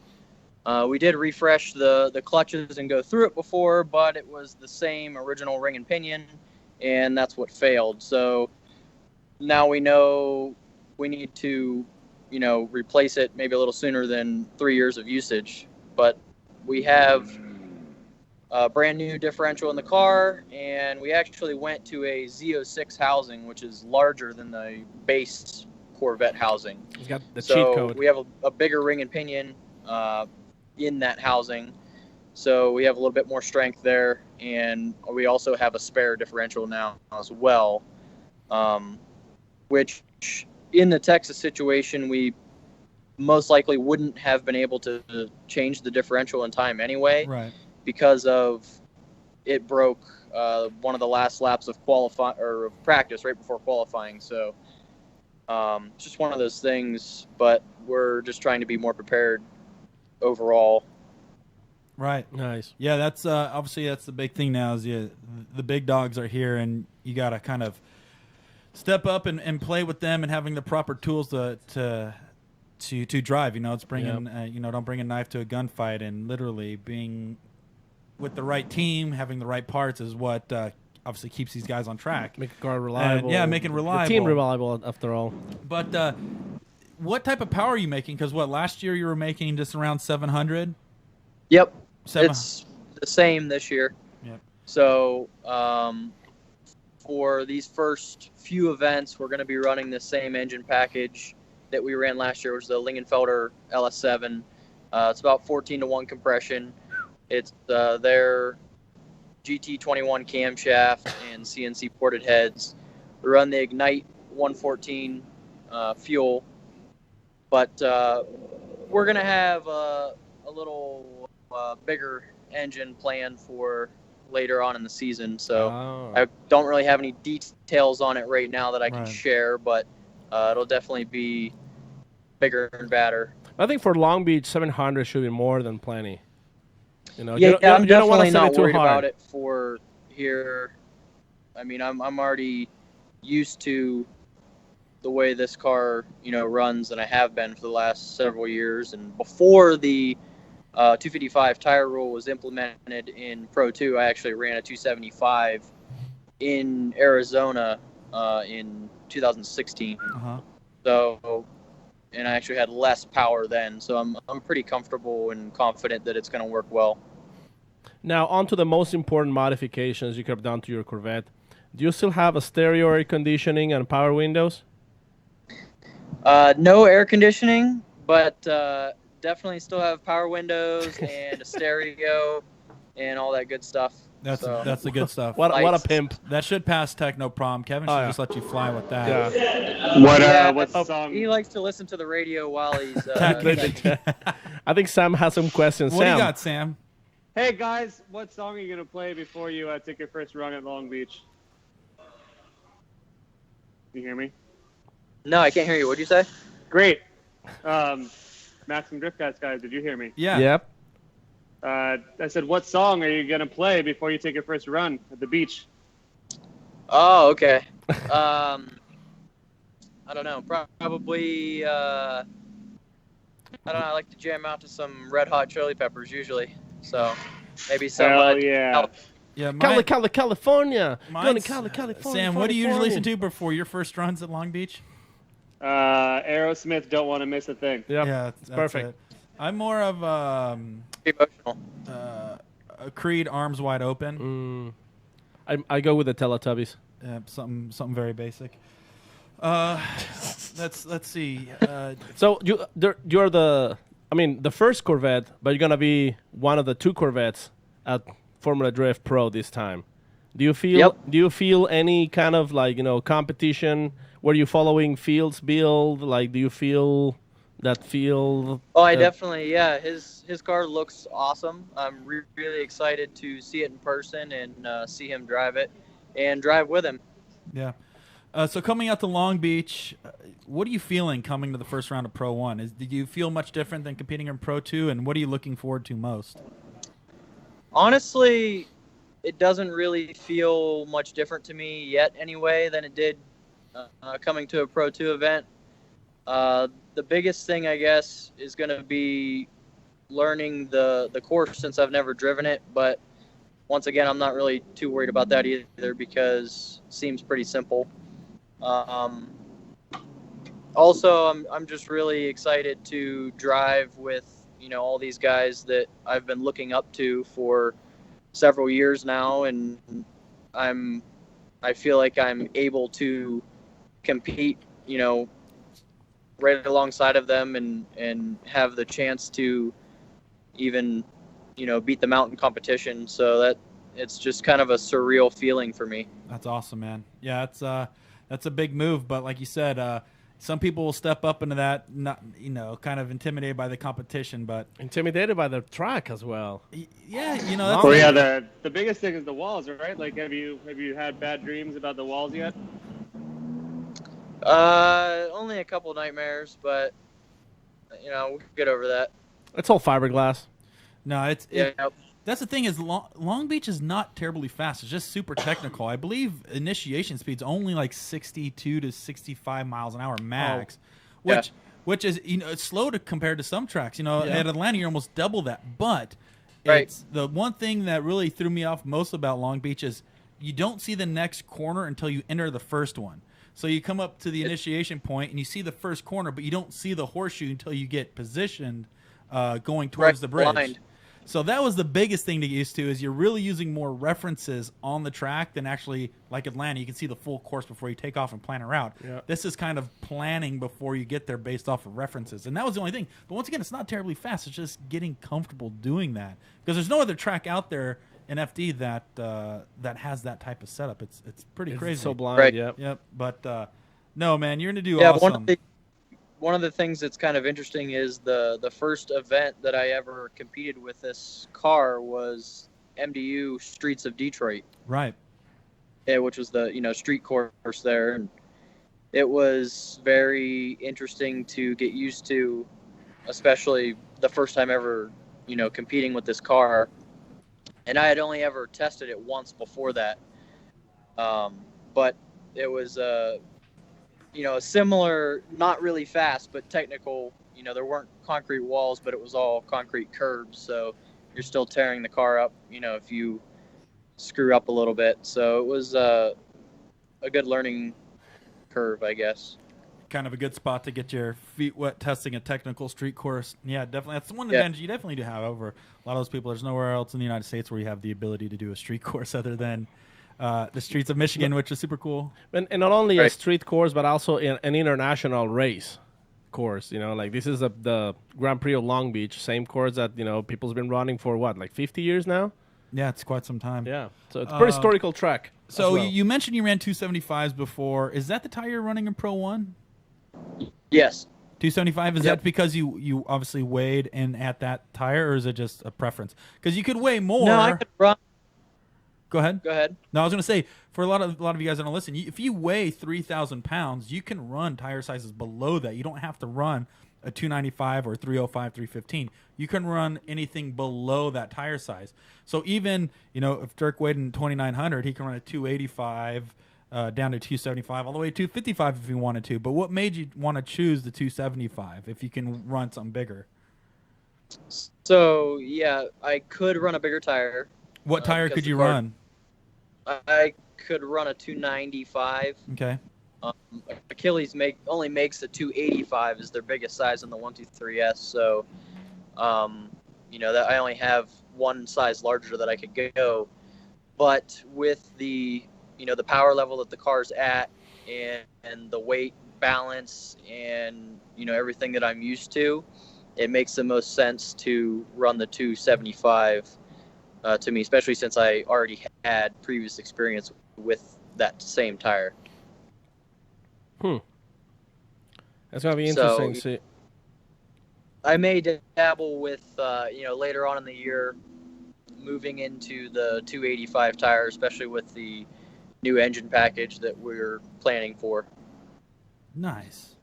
Yeah, that makes sense. Obviously, because you're going to be running Achilles, they run a couple different sizes that works that platform. But, it makes sense if you're going to run a tire that you already tested and proven on for multiple years. And like you said, you probably don't need mega grip for Long Beach. And even there is a rumor, and you'll see it on the weather, that there might be a little bit of rain on Saturday. But who knows? I saw that could potentially blow over. So we've seen it before, and then we've seen years like when Denofa won 2 years ago, and it was a with lake. Quite a car. So yeah, you can totally do this, man. If it's inside of you. Yeah, no, it's gonna be awesome. Yeah. Well, Dirk, what are we going to be? Flame is burning. So same question we asked everybody else before we let you go. What are we going to be expecting from you in Long Beach and through your pro run year? Long Beach, I just expect to see me do the best I can, which is, I obviously am going into the event hoping to podium. Why else go if you don't feel that way, I guess. But Right. I'm not gonna hold myself to any, crazy standard. I'm here to have fun and learn and show what I can do. So I'm just gonna do the best I can do. But for the season, my goal is to get Rookie of the Year. Nice. It'll be. I think you have what it takes to be Rookie of the Year. Corey has been dreaming to get that Rookie of the Year I'll get title. it one day. One day you'll I'll get it. it one day. If it wasn't a couple years ago, I'll try it again sometimes. I could be a rookie forever. But we're excited to see you out there, man. It's nice to see people move up the ranks. Yeah, welcome to pro. And, it's a cool thing now with Formula Drift. If you do finish within, I believe, top 3, they reward you with some incentives to move up from Pro 2 to Pro 1. Yeah. Where you can get some financial coverage to cover your hard cards, your entry fees, and things like that. And I believe you were one of the guys that were able to credit some of that, right? Actually, I was not this year. Oh, was it the year before you were able to kind of take that credit and roll up? Yeah, but they had not implemented that yet. Because so they just implemented it is it what last it year. is, No, but that's the thing is they're obviously trying to adapt to what's changing in the sports, and if that's what helps people make that jump from Pro 2 to Pro 1, they definitely needed to do something to help that gap there. Because yeah, definitely. It seems like they are making nice improvements for Pro 2 this year and really, noticing how much coverage, they need to be able to move up and progress. Yeah, so it looks like there's some changes going that way, but if you want to support Dirk, go to Stratton Chevrolet on Beloit, Ohio. Get yourself a new Chevy and support Dirk Stratton Chevrolet. There's your plug from Paco. There you go. Well, awesome, Dirk. Well, I know you're in Arizona. You got a little trip ahead of you in the morning. We will be seeing you probably in the next 2-3 days when we head out to Long Beach, but we wish you the best of luck, dude. All right, sounds good. See you soon, brother. Thank you for having me. Yeah, Bye, no problem. Dirk. Oh, God. there's Sam. Hey. Oh, right. hi, Sam. All right, later, buddy. See ya. Can we hang up on Sam too? That'd be I don't that'd be think we can cool. Hang up on. There we go. I mean, you can try, I guess. I don't know. I mean, it looks like we actually. Oh, there you go. I thought we actually hang on Sam for a second. How you doing, Sam? What's going on there?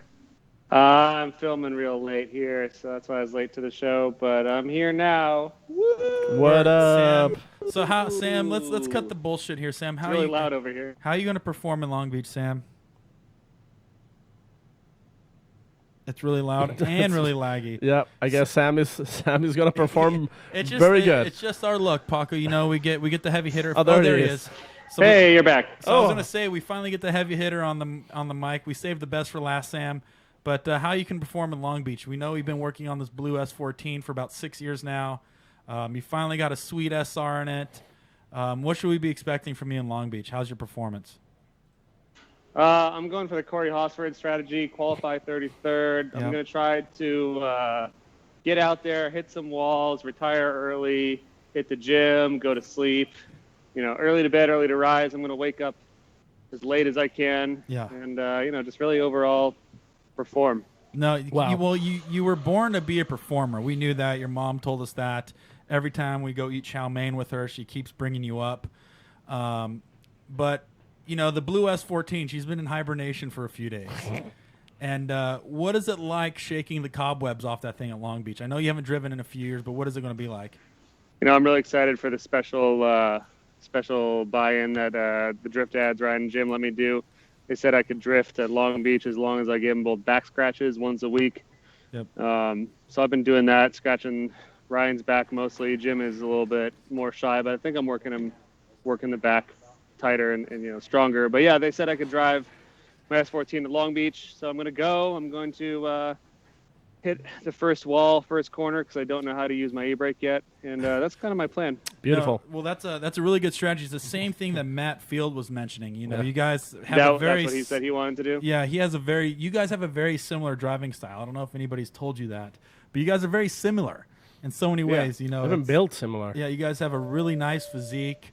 You guys wear the same type of tight T-shirts, but it really comes back to making sense that your driving is very similar. You know, That's right. Both learning e-brakes.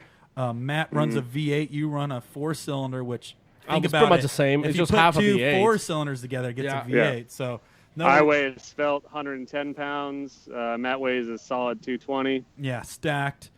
Soaked. So, anyways, Sam, why are you working so late? You know, me and Paco have been driving, we've been flowing, and now here you are finally getting in here at 9:00. Hooray!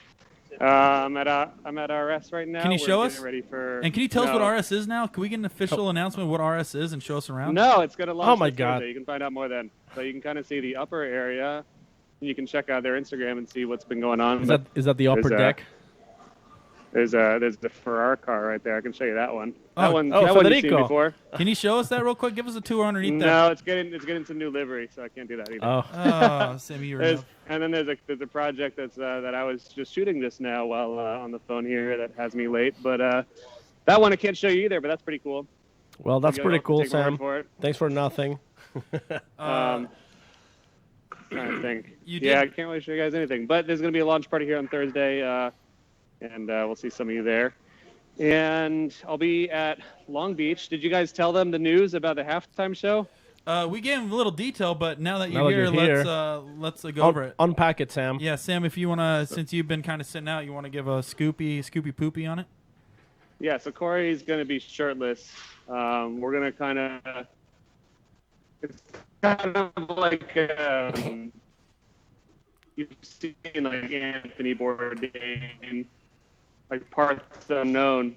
We're going to be searching for parts in Corey's body that he didn't know he had. You know, just digging up, looking for different areas. So you've seen those sushi ladies before, guys? Yeah. You mean the Corey sushi Taco? tables? Yeah, so it's Yes. going to be kind of like that. It's going to be quite a show. Mm-hmm. Oh, I can't but wait. yeah, we're going to be talking about drifting. We're going to be talking about pretty much everything we do on the show anyways, minus certain jokes about pigeons and certain jokes about dingers and what have you. Otherwise, I think it's going to be pretty much what we do here for 20 minutes right before top 16. Your joke, your pigeon joke last week was a total sensation, by the way.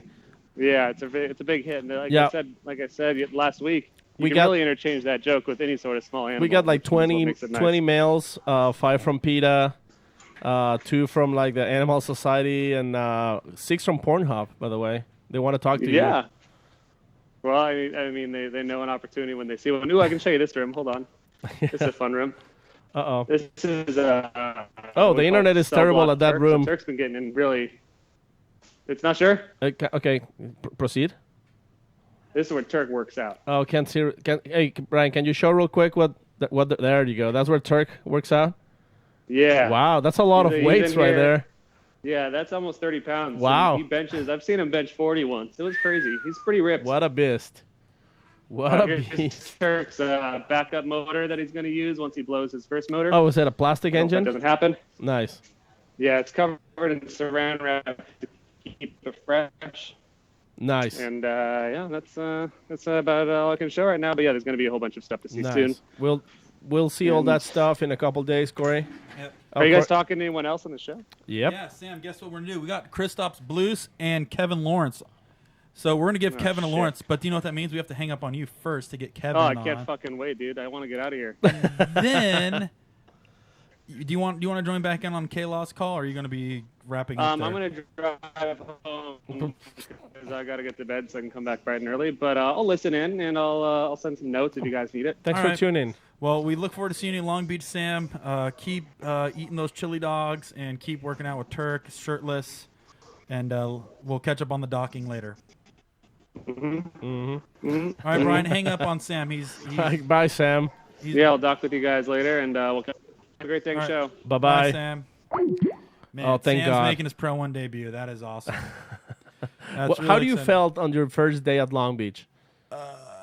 The first time I ran Long Beach, the car was broken. But the Also second didn't time run it? I ran, Long You Beach, broke it. No, the second time I ran Long Beach, I did run, but then I ended up having fuel pump issues, which took me out. But I ended up getting like 6 practice runs in, and then it goes right to qualifying. I wonder how Kevin Lawrence's first run at Long Beach is gonna be. Yeah, that's a good question. I mean, if we could only just talk to him.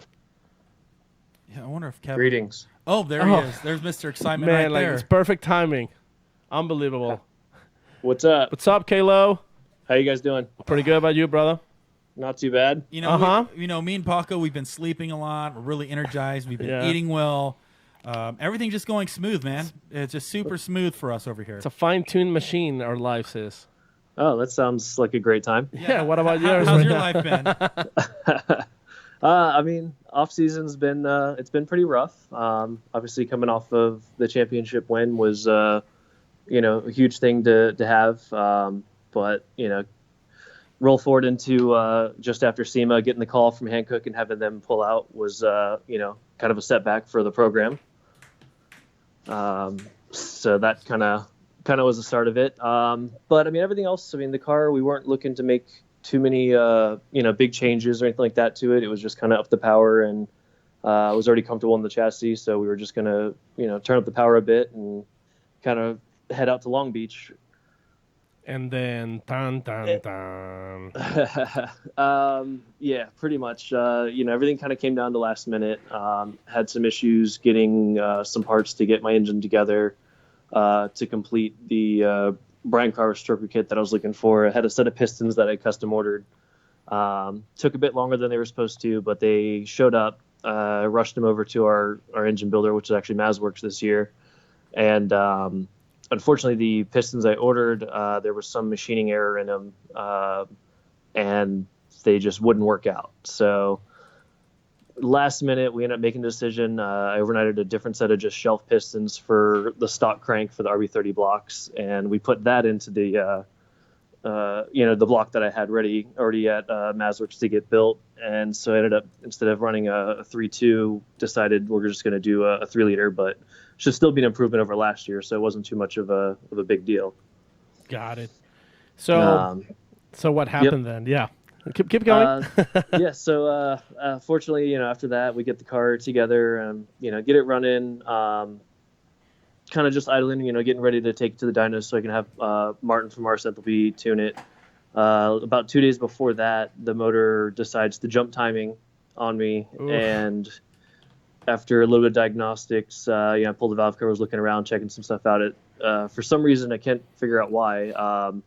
The camshaft that we just put in it, and the fresh head, fresh camshaft, and all that, decided that it kind of seized up and in one of the journals itself, and kind of overbored out the cam journal, destroyed the camshaft itself, and when it seized up, obviously it jumped timing on that.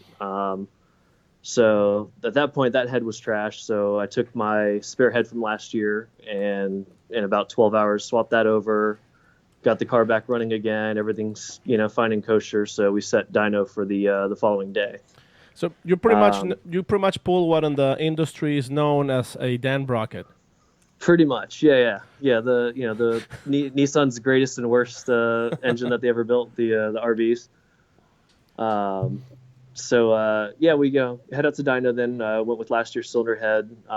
It wasn't a big deal. It had different cam profiles and didn't have the new CNC porting that I was going to be running this year, but would be something that I can still get together and tune and make more power for the year. On the dyno, we're there for maybe about an hour or so.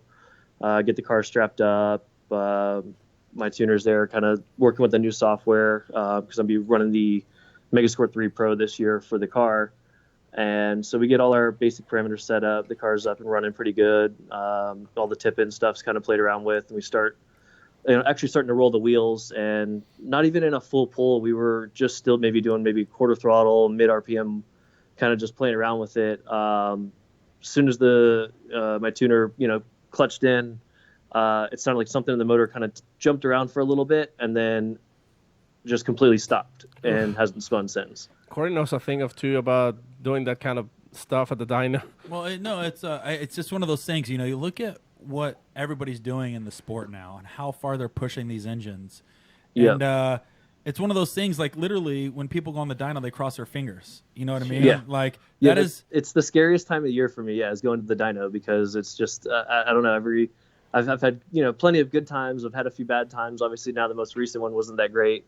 But yeah, it's like the scariest part for me is the dyno. I'd rather just be able to just drop the car off and pick it up days later if I could and just not think about it. Yeah, because you could literally spend all year building a car and not have one issue, not worry about it. And you may have some hiccups along the way, but as soon as you drop it off and you're standing there, you get literally what I can kind of equate it to is it's like butterflies right before a race. Literally, I can't think of anything other feeling than that. Then that's what it feels like, is the most intense amount of butterflies ever. And once again, like Kevin was saying, you can either go your way and you can make the biggest, baddest numbers, or you can just pass tip in and then the thing throws a rod or does something crazy. But so what are you doing? How are you fixing this? Yeah, so this was a week ago. This was last Monday at the end of the day, really, is when we ended up getting out to the dyno. So, pretty much as the sun's setting, we're loading the car up and kind of going over our options. Since that car previously the year before was RB25, obviously we had to change a bit of stuff to put the 30 in it. It's a much taller engine. So a lot of the piping and stuff from last year was modified to fit the 30 engine. Different intercooler piping, down pipes. We did new turbo manifold and all that. So a lot of stuff in it had changed. And so we were going over our options as far as everything that would have to be changed in order to put in my spare RB25 from last year and get that going. And it just, with our time frame, with me having to drive from Florida to California, it just didn't seem like it was going to be feasible to really get that done in time, with just the amount of stuff we'd have to do. So plan B was, we went to we're back at the shop. We looked over the next bay, and is the Injuku R32 Skyline demo car that I've been driving a little bit in the off season. It's convenient. Just kind of sitting there, ready to go for the most part. Obviously, we had to go through and I did quite a few changes in just kind of updating some of the suspension pieces on it. GK Tech sent over some of their suspension arms and knuckles and control arms and all that. So I updated the suspension on that, and then we had to do pretty much all the safety gear on it and get the car ready for tech. And while we were at it, we knew that the car, it was a demo car. It was only around 500 or so horsepower. So it was fun, pretty decent power, but for Pro 1, just didn't think it's going to be enough. And so we took pretty much my last year's setup, as far as turbo and the nitro setup, and put it on the R32. And we were able to bump it up from about 500 to just shy of 700 horsepower to the tire. So a little bit happier with that now. So that way it should be, more competitive, at least in my mind. I haven't really driven at the Pro 1 level yet. So I'm hoping that, around the 700 horsepower range should get me through at least Long Beach and potentially Orlando as well, and be competitive. And that's kind of what we were talking about too. Some of the guys that we've talked to mentioned that they have different engine plans later on in the season, probably as they're changing to the faster, higher speed courses. But you look at Long Beach, and we were talking about that. It's only a 60, 65 mile an hour entry, and it's pretty tight and technical. That 700 horsepower would be a fair power number to skate around that. And then also you have the variable of potential rain on Saturday. Yeah, I saw that and was a little kind of excited. Usually I'm not excited for rain, but just because of all the odds that have kind of gone against me, it would kind of level the playing field out even more and give me, a little bit more of a chance, just because really I haven't even tested the car at the 700 horsepower level yet. So I'm trying to see if I can sneak up to Willow maybe tomorrow or Thursday and try and get a few laps turned in it. The car being, again, it was, the demo car, it was still stock differential, only like 500 horsepower axles. So, up in the power, I'm definitely pushing all that stuff to the limit. So I'm a bit nervous on that. So I want to kind of go out and test it and see how all that's going to hold up out there, and, hope that everything goes well out there and I can, potentially take a little bit of grip out for Long Beach and kind of run it there and not have any kind of issues with the driveline. But you also had a bumpy way to Long Beach, right? So what happened? Getting through to, the west end of Texas. Texas is one of the worst states to drive through because it takes literally an entire day and a half, it seems like. We go to pull in for gas, me and my crew guy, Adam, and as we're, walking out, he notices on the roof of the trailer is kind of poking up a little bit. And obviously, we, driving on the highway, you don't really hear any noises or really see anything, and the mirrors won't show you the roof of the trailer anyway. Come to find out that the roof of the trailer had started peeling back, kind of like a tin can. So I saw the photos. It looked like a tuna can being open. Yeah, just kind of tore up and kind of started folding back, and kind of, luckily we caught it when we did. We were able to patch it up, with a panel, rivet it down. Then we applied, quite a few of the 120 mile an hour Injuku racing stickers to help keep it down as well. So I think, as far as it's been since we've got here, it's still there.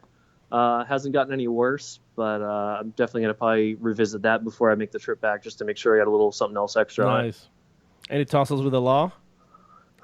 I did actually in West Texas. I kind of got pulled over for just random inspection around one of the way station areas, and so I had to kind of go through the process there. It's first year really traveling on my own with all of the program stuff. So, with my own program going now solo and me doing a lot of the driving cross country, wasn't prepared, didn't have a CDL, so I did kind of get a little ticket for that. So I've got a little bit of work in West Texas. I got to kind of clear up with the law out there and make sure that for Orlando and Atlanta I've got the proper driver's license and everything set up for it. But you made it. I made it. Luckily, I got pulled over. It was actually Easter morning. The officer was super nice. He definitely helped me out, and because he went over pretty much the process of what could happen, and definitely having the truck and trailer impounded for up to 2 to 3 weeks would have definitely put a big damper in the weekend here. He could have pulled an April's Fools on you, like, well, sir, you're gonna have to take your truck and trailer and everything inside.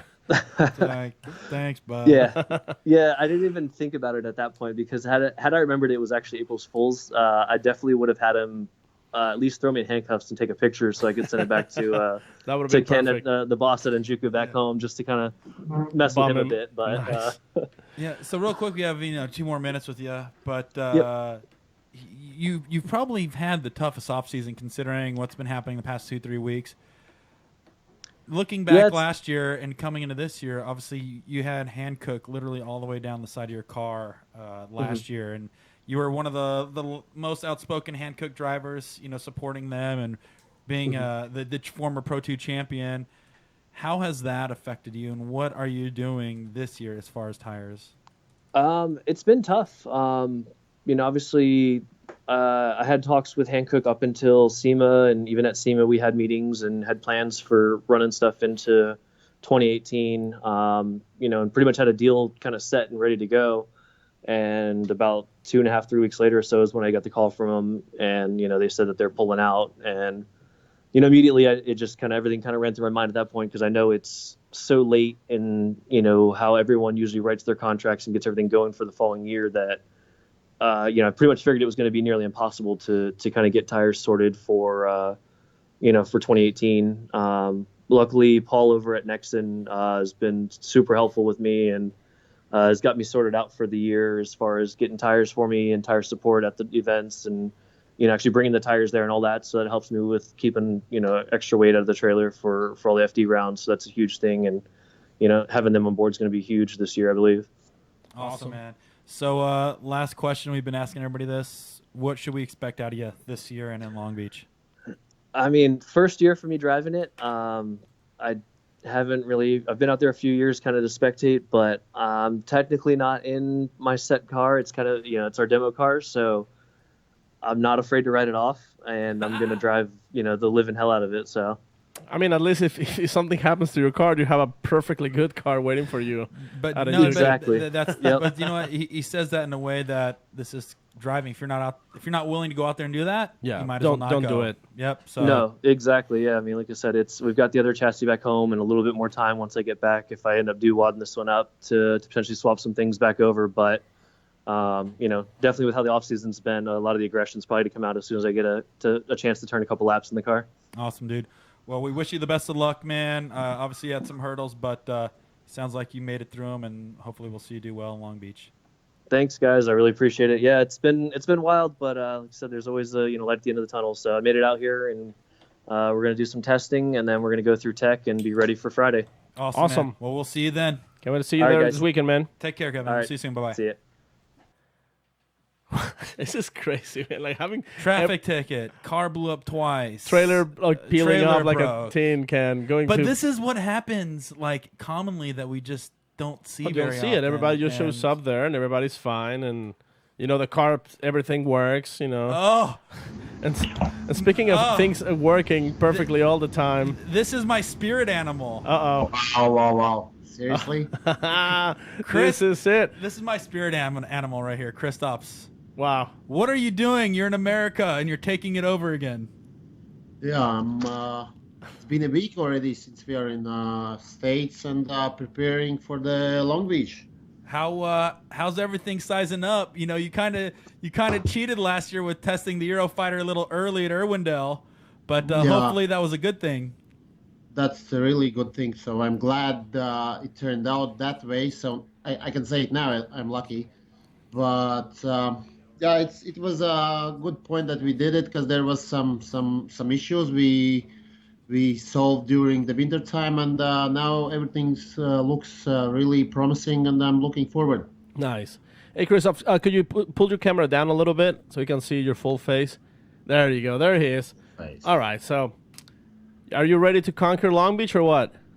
Oh yeah, definitely. So new car, and we've been testing it today all day in below, and definitely really feels good, and hopefully everything will be well for us. So obviously you had Kroko, which was that how you say it? Kroko is dead. Kroko has died. Kroko has died. But obviously you had issues with that at Irwindale, which made you jump into the Eurofighter. But now having some time to develop the Eurofighter, how different does that feel than to your previous Kroko?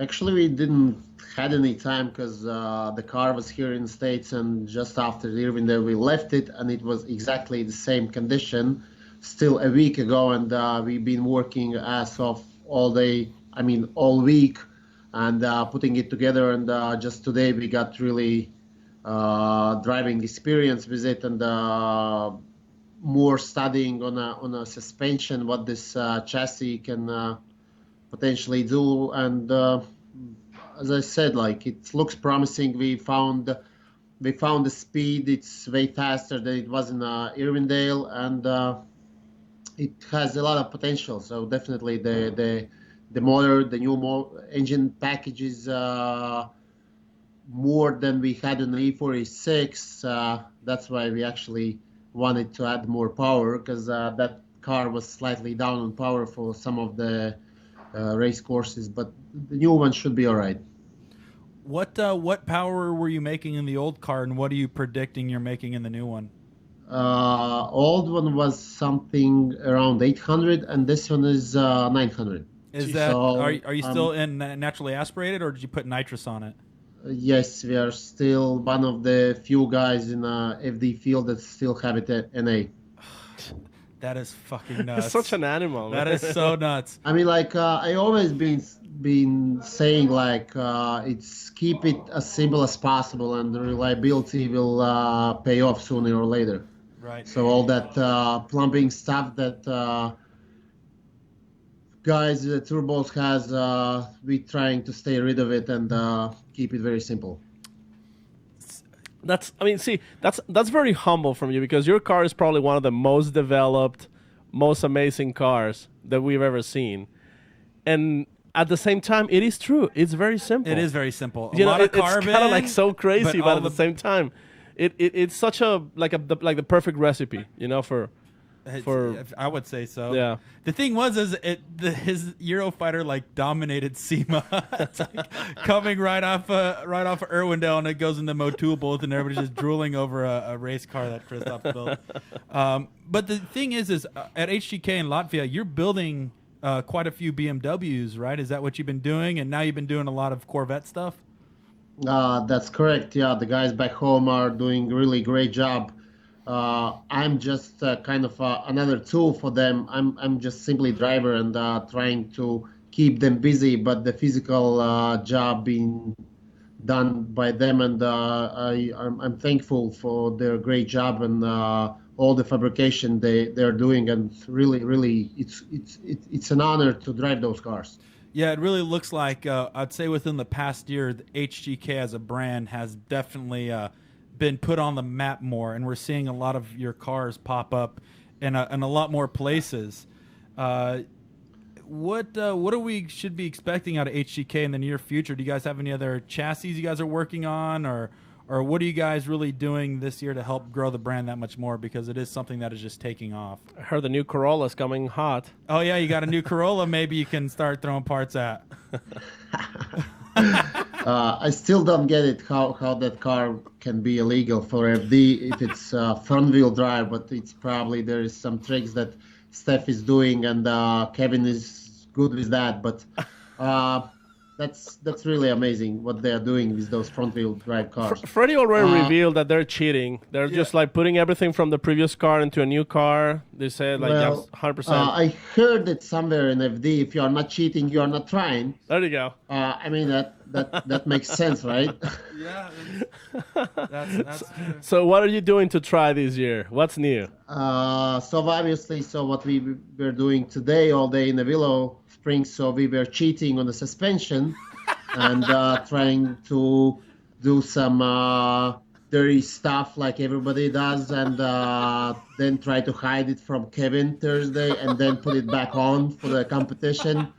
That's the goal for this year. So to really maybe try to do a dirty play like everybody else does. Yeah, so you're going to be he's going to be brake checking people. We got traction control. We're going to implement probably later on this year. 8-speed transmissions and and lift off and stuff like that. Yeah, so we'll try to use all the tools we have and can't wait. See how it goes. You've been actually the best moment in Long Beach history is when you flipped off Aasbo last year. That was, and hold on, if you can remember, do you remember the year that it rained in Long Beach and everybody was trying to say cancel qualifying? What were you telling everybody? I said that we shouldn't, like, if you don't want to drive, don't drive, but why why we should cancel all the qualification for everybody. So you are too soft for driving in sketchy conditions. Just back up and go to grandstands. Let the big guys drive it. Didn't you call everybody a pussy too? No, I didn't. You just called That was you just just called Corey. Aasbo that. All that pussy stuff is a nice editing, and somebody is putting it together. But sometimes it turns out pretty well. I'm fine with that. Yeah, it's probably half the time it's true. Hey, if you're afraid of driving in the rain, why don't you go sit in the grandstand? Sleep with your mommy. Yeah. Just, That's hold amazing. your grandma hand and just watch out. Yeah, this is a man's game. Is it true you put vodka in your cereal? Vodka in my cereal? Yeah. White wine. Sometimes. Yeah. God, It depends on the day. He's just the most manliest guy in the paddock. No, but truly, like, I'm trying to stay out of that stuff, like, at least, like, few weeks before the competition, so. And then if not the competition, then I'm having a target what to do after competition. So are you going to take what are you going to do different this year than last year? What should we expect out of Kristaps this year? Because you're a man on fire last year. You're definitely one of my favorite drivers to watch. But I just don't know how you top that. What are you going to do differently? I got to jump off the tow truck. I don't know what you're going to do, Kristaps, but you blow my mind every time.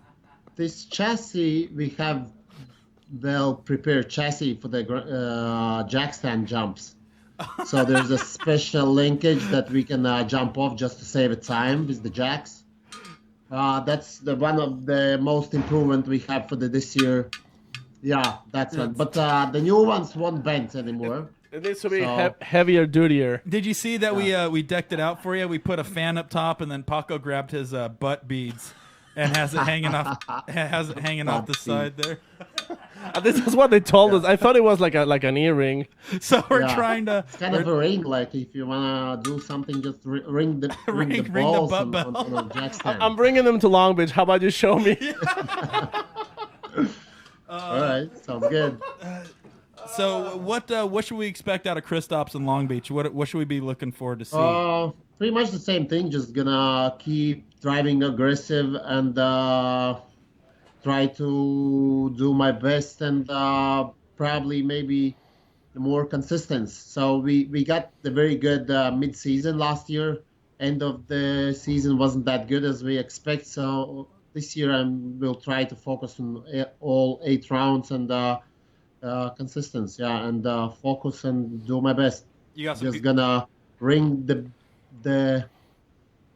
bell on each door. Yeah. Are you? Did you get a little more support this year after last year? Did a lot of people respond well to the Eurofighter? I think so. Yeah. At least we have our program is improved, and we have more better, I would say,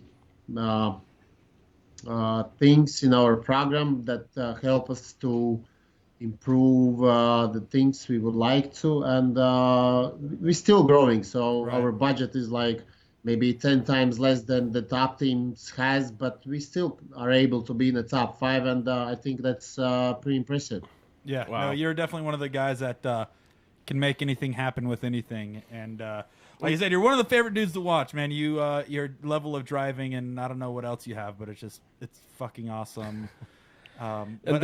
Go ahead, Pop. Before we let you go, so you saw Daigo, doing a full yard sale this weekend at D1. That was all HGK was stuff, that all right? HGK baby right there? There was a lot of stuff from us. Only the front fenders on that car wasn't from us, and as you can saw, they were like completely broken. The rear ones were still fine. They just flip back and forth. Okay. But other than that, yeah, in few hours we already got the call from Daigo, and we were waiting for List to help him out to put that car together. Nice. And it was fixed, no problem.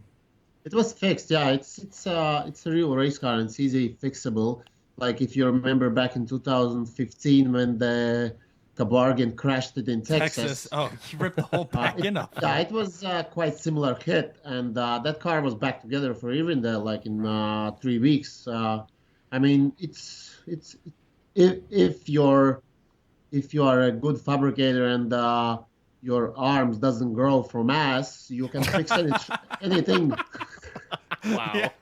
That's true. Makes perfect sense. Yeah, and it would be uncomfortable to sit down, but no. Did you guys build that Corvette or were part of the build at all, other than the body parts? We just we're helping out with some of the parts, and Daigo put it back. Got it.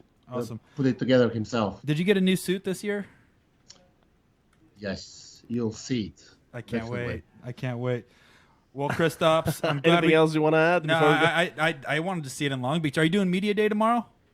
Unfortunately, not. Oh. We are, as I said, like we just got in the States like a week ago, and the car was completely in the pieces, and we are quite busy to put everything together, as well as our trailer and rig, and prepare for the rest of the season, not only Long Beach. Awesome. Well, we look forward to see you qualifying and practicing on Friday and making into the top show, hopefully all the way to the podium. But, yeah, man, good luck with everything. We look forward to seeing you this weekend. Super excited Thank you. to see. Thanks. It was nice talking to you again. Yeah, we'll be seeing you soon, Kristaps. Take care. All right, guys. Thanks. Have a good night, bro. Bye. Kristaps is the best, man. Like, it's incredible. Like just boom, it's just himself. And it's got. I'm telling you, man, that guy just.